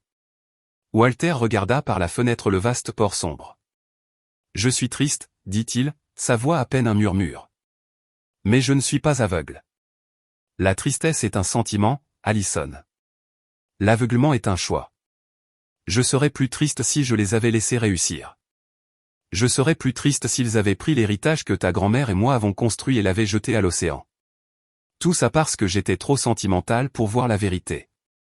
Il se tourna vers moi. Je suis triste d'avoir eu raison. Les retombées ont commencé le lendemain, le jour de Thanksgiving. Eleanor m'a appelé le matin. Loretta essaie de se battre, comme prévu. Comment? Elle a engagé Graham, le consultant. Il a déposé une requête d'urgence pour débloquer ses avoirs, invoquant la contrainte, la coercition et l'enregistrement illégal. Il essaie de faire rejeter l'audio de la cave. Le peut-il? Non, dit Eleanor, et je pouvais entendre le fin sourire dans sa voix. Il argumentait en supposant que tu étais la seule à les avoir enregistrés. Il n'avait aucune idée de l'autre enregistrement. Le stylo-plume, ai-je dit. Le stylo-plume, a-t-elle confirmé. Celui que Walter portait, qui a enregistré chaque mot prononcé dans le pantouse. Ce n'était pas une violation de l'État sur le consentement des deux parties. C'était Monsieur Kingsley dans une réunion privée enregistrant une conversation dont il faisait partie. C'est 100% recevable. J'ai envoyé la transcription au bureau de Graham il y a 1 heure. Il a retiré sa requête.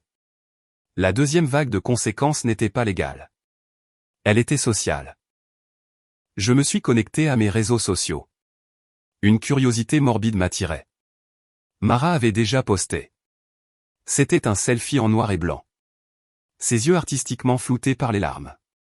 La légende était un chef-d'œuvre d'apitoiement narcissique. Toute ma vie a été bouleversée par des gens que je pensais être de la famille. J'ai le cœur brisé. On ne sait jamais en qui on peut vraiment avoir confiance. Parfois, les gens qu'on aime le plus sont ceux qui vous poignardent dans le dos. Le post avait des centaines de « j'aime », des commentaires de sympathie. Reste forte, ma chérie. On est là pour toi. Terrible. Mais ensuite, j'ai fait défiler vers le bas. Le vent tournait. L'histoire qu'elle avait postée hier, celle qu'elle avait filmée avec tant de joie, était toujours active sur son profil. Le premier commentaire était acerbe. Attends, c'est la même famille avec qui tu étais dans le Penthouse du Riverview hier? Ça ne ressemblait pas à un coup de poignard. Un autre. Trahi? Hier, tu postais des vidéos d'un piano à queue. Je suis confus. Et un troisième. J'ai vu cette story. Tu avais l'air plutôt contente de ta trahison. Que s'est-il passé? Il n'avait plus de champagne? Son propre mensonge organisé, son besoin désespéré de se montrer était devenu sa propre réfutation. Elle avait documenté sa propre cupidité. Elle ne pouvait pas être la victime dans le Penthouse. Le dernier appel d'Eleanor est arrivé juste au moment où Walter et moi finissions notre petit déjeuner. Dax a été licencié, a-t-elle dit. Quoi? Son entreprise, la maison d'investissement pour laquelle il travaille. Ils ont publié une déclaration à leurs partenaires internes ce matin. Un employé, qu'ils n'ont pas nommé, a été licencié avec effet immédiat pour violation grave du code d'éthique et de conduite de l'entreprise. Le bureau du procureur a envoyé un avis de courtoisie au service juridique de son entreprise hier soir, les informant que leur employé faisait l'objet d'une enquête pour fraude majeure. Ils n'ont pas attendu. Ils l'ont renvoyé avant même l'ouverture des marchés le vendredi.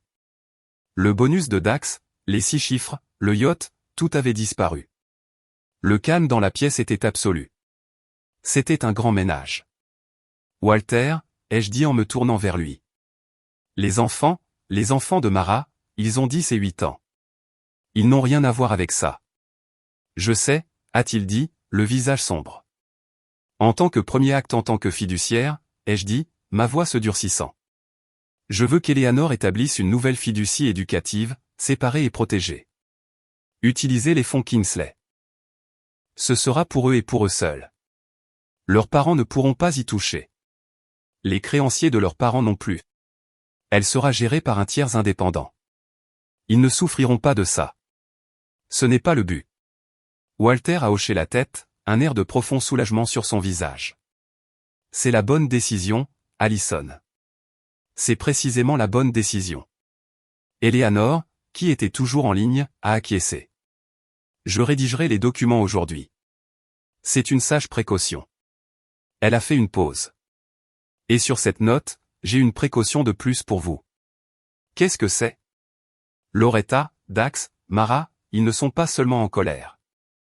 Vous avez pris leur argent, leur statut et leur avenir. Ils sont désespérés et ils vont être humiliés lorsque cela deviendra public. Ils essaieront de vous contacter. Ils vous harcèleront. Ils vous menaceront. Je peux les gérer, ai-je dit. Vous ne devriez pas avoir à le faire, a répondu Eleanor, sa voix ferme. Demain matin, vendredi, je déposerai une ordonnance de protection temporaire en votre nom. Une ordonnance restrictive. Elle leur interdira légalement de vous contacter, votre lieu de travail ou Walter. C'est juste une limite, une vraie, avec des conséquences. J'ai regardé Walter. Il a hoché la tête. Une limite. La seule chose qu'ils n'ont jamais comprise. La seule chose qui leur a tout coûté. Faites-le, ai-je dit. C'était le matin de Thanksgiving. Ce n'était cependant pas lundi. Le rendez-vous chez les Notary Service, celui de la facture, avait été déplacé. Eleanor, avec la pleine coopération du bureau du procureur, avait appelé le notaire, Monsieur Lake, et l'avait informé de la situation. Il était, pour le dire gentiment, horrifié. Il était aussi incroyablement coopératif. Il accepta d'appeler Loretta, prétextant un conflit d'horaire urgent qui avait libéré sa matinée de Thanksgiving. Il lui dit que si elle voulait les documents signés avant le long week-end, ce devait être aujourd'hui, 10 heures. La cupidité l'emporta. Il ne pouvait pas attendre jusqu'à lundi. Il voulait la signature maintenant. Donc, à 9h45 le matin de Thanksgiving, nous sommes arrivés. Les bureaux de l'écro étaient stériles, calmes et sentaient le café rassis et la moquette industrielle. Walter, Eleanor et moi étions assis d'un côté d'une immense table de conférence en acajou poli. Avery Knox, l'air encore plus débraillé et académique que la veille, était assis à côté d'Eleanor, un sac d'ordinateur sécurisé à ses pieds. À 10 heures pile, la porte s'ouvrit. Loretta, Dax et Mara entrèrent. Ils étaient accompagnés de leur consultant, Graham. Ils avaient l'air terribles. Ils n'avaient manifestement pas dormi. Les yeux de Mara étaient gonflés d'avoir pleuré. Le costume de Dax était froissé, et son visage était d'un gris pâle et en sueur. Loretta fonctionnait sur une pure énergie nerveuse frénétique, ses mains agrippant un épais portefeuille en cuir. Ils s'arrêtèrent net en nous voyant. Walter, souffla Loretta, son visage vidé de sa couleur. Quoi? Qu'est-ce que tu fais ici, Allison? Je suis ici pour mon rendez-vous, Loretta, dit Walter, sa voix calme. Comme vous, je présume. Veuillez vous asseoir. Ils hésitèrent, un troupeau de cerfs qui venait de sentir le chasseur, mais ils étaient piégés. Leur avocat, Graham, murmura quelque chose à l'oreille de Loretta, et ils prirent lentement et raidement les sièges en face de nous. Monsieur Lake, le notaire, entra dans la pièce. Son visage un masque de neutralité professionnelle. Bonjour, dit-il. Nous sommes ici aujourd'hui pour assister à la signature d'une procuration complète transférant toute autorité financière et médicale de Monsieur Walter Kingsley à Madame Loretta Voss. C'est exact, dit Loretta, sa voix tremblante mais déterminée. Elle fit glisser la pile épaisse de documents, la procuration qu'ils avaient rédigée, à travers la table. Walter, nous avons juste besoin que tu signes ici et ici. Avant de le faire, dit Eleanor Pike, sa voix tranchant la tension. La porte derrière elle s'ouvrit. Les deux détectives en civil du bureau du procureur entrèrent, suivis d'une femme portant une machine de sténographie. Ceci est maintenant une procédure formelle. Nous sommes enregistrés. Qu'est-ce que c'est, lança Graham, se levant d'un bond. Vous ne pouvez pas faire ça. C'est du harcèlement. C'est une affaire de famille privée.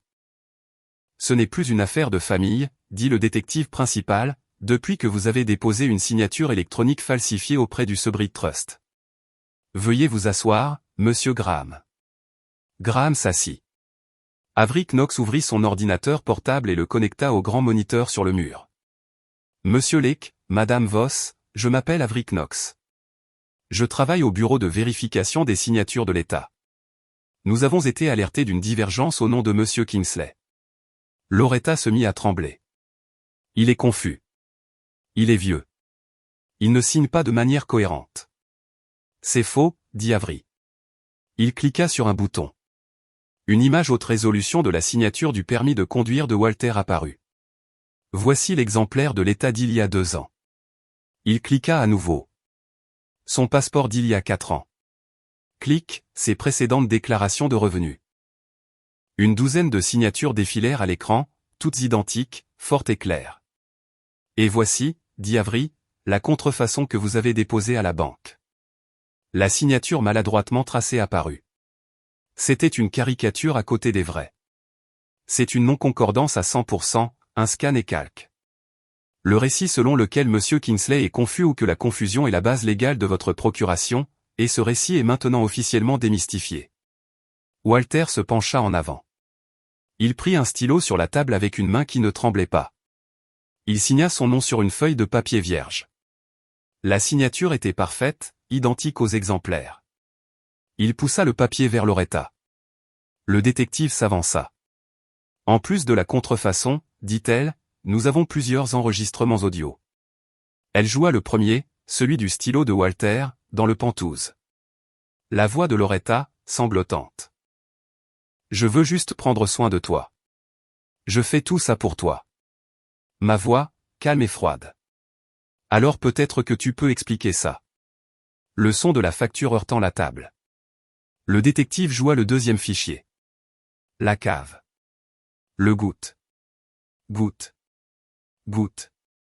La voix de Dax, forte et ivre. 1 milliard, Loretta. Facile. 1 milliard. La première chose que je fais, c'est acheter un yacht. Un vrai. Dax fit un son. Un faible halètement étranglé. Il se leva d'un bond, sa chaise raclant le sol. Il pointa un doigt tremblant vers Graham. C'était lui, rugit-il. C'était son idée. Il nous a dit que c'était une pratique standard. Il a appelé ça une planification successorale agressive. Il nous a dit que Walter était confus. Il nous a facturé 50 000 $ pour guider le processus. Graham, qui avait été pâle, devint violet. Je vous ai conseillé sur des structures juridiques potentielles. Je ne vous ai pas dit de commettre des crimes. Mes honoraires de consultation n'incluaient pas la complicité de fraude. Idiot. Vos honoraires? Demanda le détective en se tournant vers Graham. Nous serions très intéressés de voir la facture de cette consultation. Vous allez nous accompagner au poste, monsieur Graham. Monsieur Lake, le notaire, se leva. Son visage était rigide de fureur professionnelle.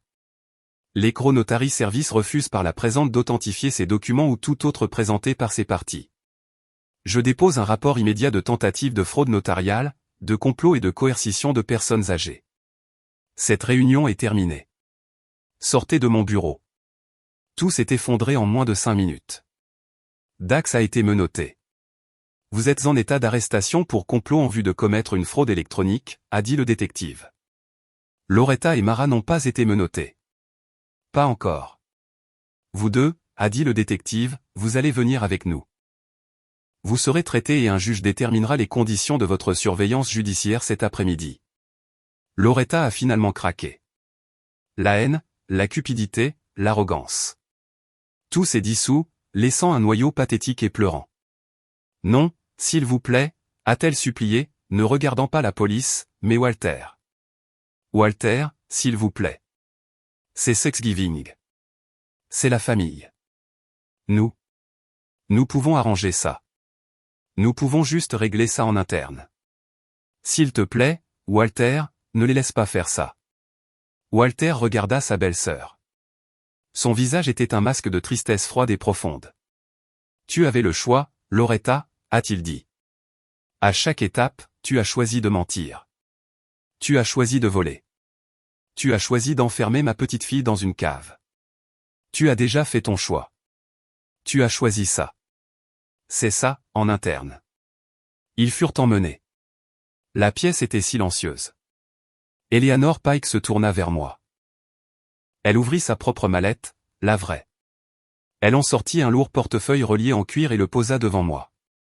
À compter de ce matin, dit-elle, la mesure d'urgence du Conseil a été ratifiée. Voici les documents de transfert finalisés et notariés. Vous êtes maintenant la seule fiduciaire en exercice du Kingsley Charitable Trust et de tous ses actifs, avec effet immédiat. J'ai posé ma main sur le dossier. Il était chaud. Walter se leva. Il s'approcha de moi. Il fouilla dans sa poche et posa quelque chose sur le portefeuille. Ce n'était pas un stylo. C'était une seule carte clé noire et lourde. La maison de Loretta sera saisie dans le cadre de la récupération des avoirs pour rembourser l'État et les frais frauduleux de Monsieur Graham, a-t-il dit. Ils n'organiseront plus Thanksgiving. Il tapa sur la carte clé. La clé du Penthouse. À partir de maintenant, a-t-il dit, nous déplaçons la table de Thanksgiving. Nous la déplaçons à l'étage 48. Je suis retourné au Penthouse. Le vent soufflait par la porte du balcon ouverte, et l'air était froid et pur. J'ai trouvé un simple et élégant papier à en-tête de l'hôtel. J'ai pris le stylo plume de Walter. J'ai écrit 7 mots sur la carte. Plus de cave pour personne. Je me suis tenu sur ce balcon, 48 étages au-dessus du monde. J'ai regardé la ville, le port, les gens qui bougeaient en bas. J'ai sorti mon téléphone. Je n'ai pas appelé la police. Je n'ai pas appelé un avocat. J'ai appelé Miguel, mon superviseur de chantier pour le projet de logements abordables de Larkspur. Miguel, joyeux Thanksgiving, ai-je dit. Oui, ça l'est. C'est une bien meilleure journée aujourd'hui. Écoute, je suis au Riverview Summit dans le Penthouse et j'ai commandé une quantité obscène de nourriture. Dinde, côte de bœuf, tout. Bien trop pour 2 personnes. J'ai souri, sentant le vent froid sur mon visage. Je veux que tu appelles l'équipe des cloisons sèches, les électriciens, les plombiers, tous ceux qui ont fait ce double service le week-end dernier. Dis-leur de se nettoyer, de prendre leur famille et de descendre ici. Thanksgiving, c'est moi qui régale. Étage 48. Cet après-midi-là, le Penthouse était plein. Il n'était pas plein d'étrangers en polo. Il était plein d'hommes et de femmes qui travaillent, de leurs enfants, de gens qui savaient ce que c'était que d'être négligés. C'était bruyant, chaleureux et réel. C'était une véritable réunion des personnes qui avaient été poussées à la cave d'une manière ou d'une autre. Je me tenais près de la fenêtre, tenant un simple verre de vin, et je les regardais rire. Mon téléphone a vibré dans ma poche. C'était un texto de Walter. Il était assis de l'autre côté de la pièce, me regardant, un petit sourire fier sur son visage. Le test est terminé. Tu as réussi. À partir de maintenant, tu as une voix. Utilise-la pour protéger les vulnérables. Je lui ai souri en retour. Ce n'était pas de la vengeance. Ce n'était pas une victoire. C'était un rééquilibrage. J'ai pris le portefeuille relié en cuir. Mon premier acte en tant que fiduciaire. J'ai trouvé une feuille de directive vierge. Et avec le stylo de Walter, j'ai signé mon premier ordre officiel. Ce n'était pas un procès. Ce n'était pas un gel des avoirs. C'était la création du fonds de bourse d'études Maria Kingsley, du nom de ma mère, pour les femmes en génie des structures et en développement urbain. Les premières bourses seraient attribuées à l'automne prochain. Plus tard dans la soirée, je suis entré dans l'ascenseur. Les portes en acier poli se sont refermées, faisant taire la fête derrière moi. Et pendant un instant, dans la surface brillante comme un miroir, j'ai vu mon reflet. Je n'étais pas la fille sur le lit de camp. Je n'étais pas la victime dans le noir. J'étais la femme dans le reflet. Celle qui avait appris les règles et qui, maintenant, les établissait enfin. Le Penthouse n'a jamais été le prix. C'était la salle du conseil. Et la justice, ai-je réalisé, ne consistait pas en une vengeance aveugle. Elle consistait à construire une table meilleure, plus forte et plus juste. Une table qui avait de la place pour tout le monde. Merci beaucoup d'avoir écouté mon histoire. J'adorerais savoir d'où dans le monde vous écoutez. Alors, s'il vous plaît, laissez un commentaire ci-dessous et partagez vos pensées.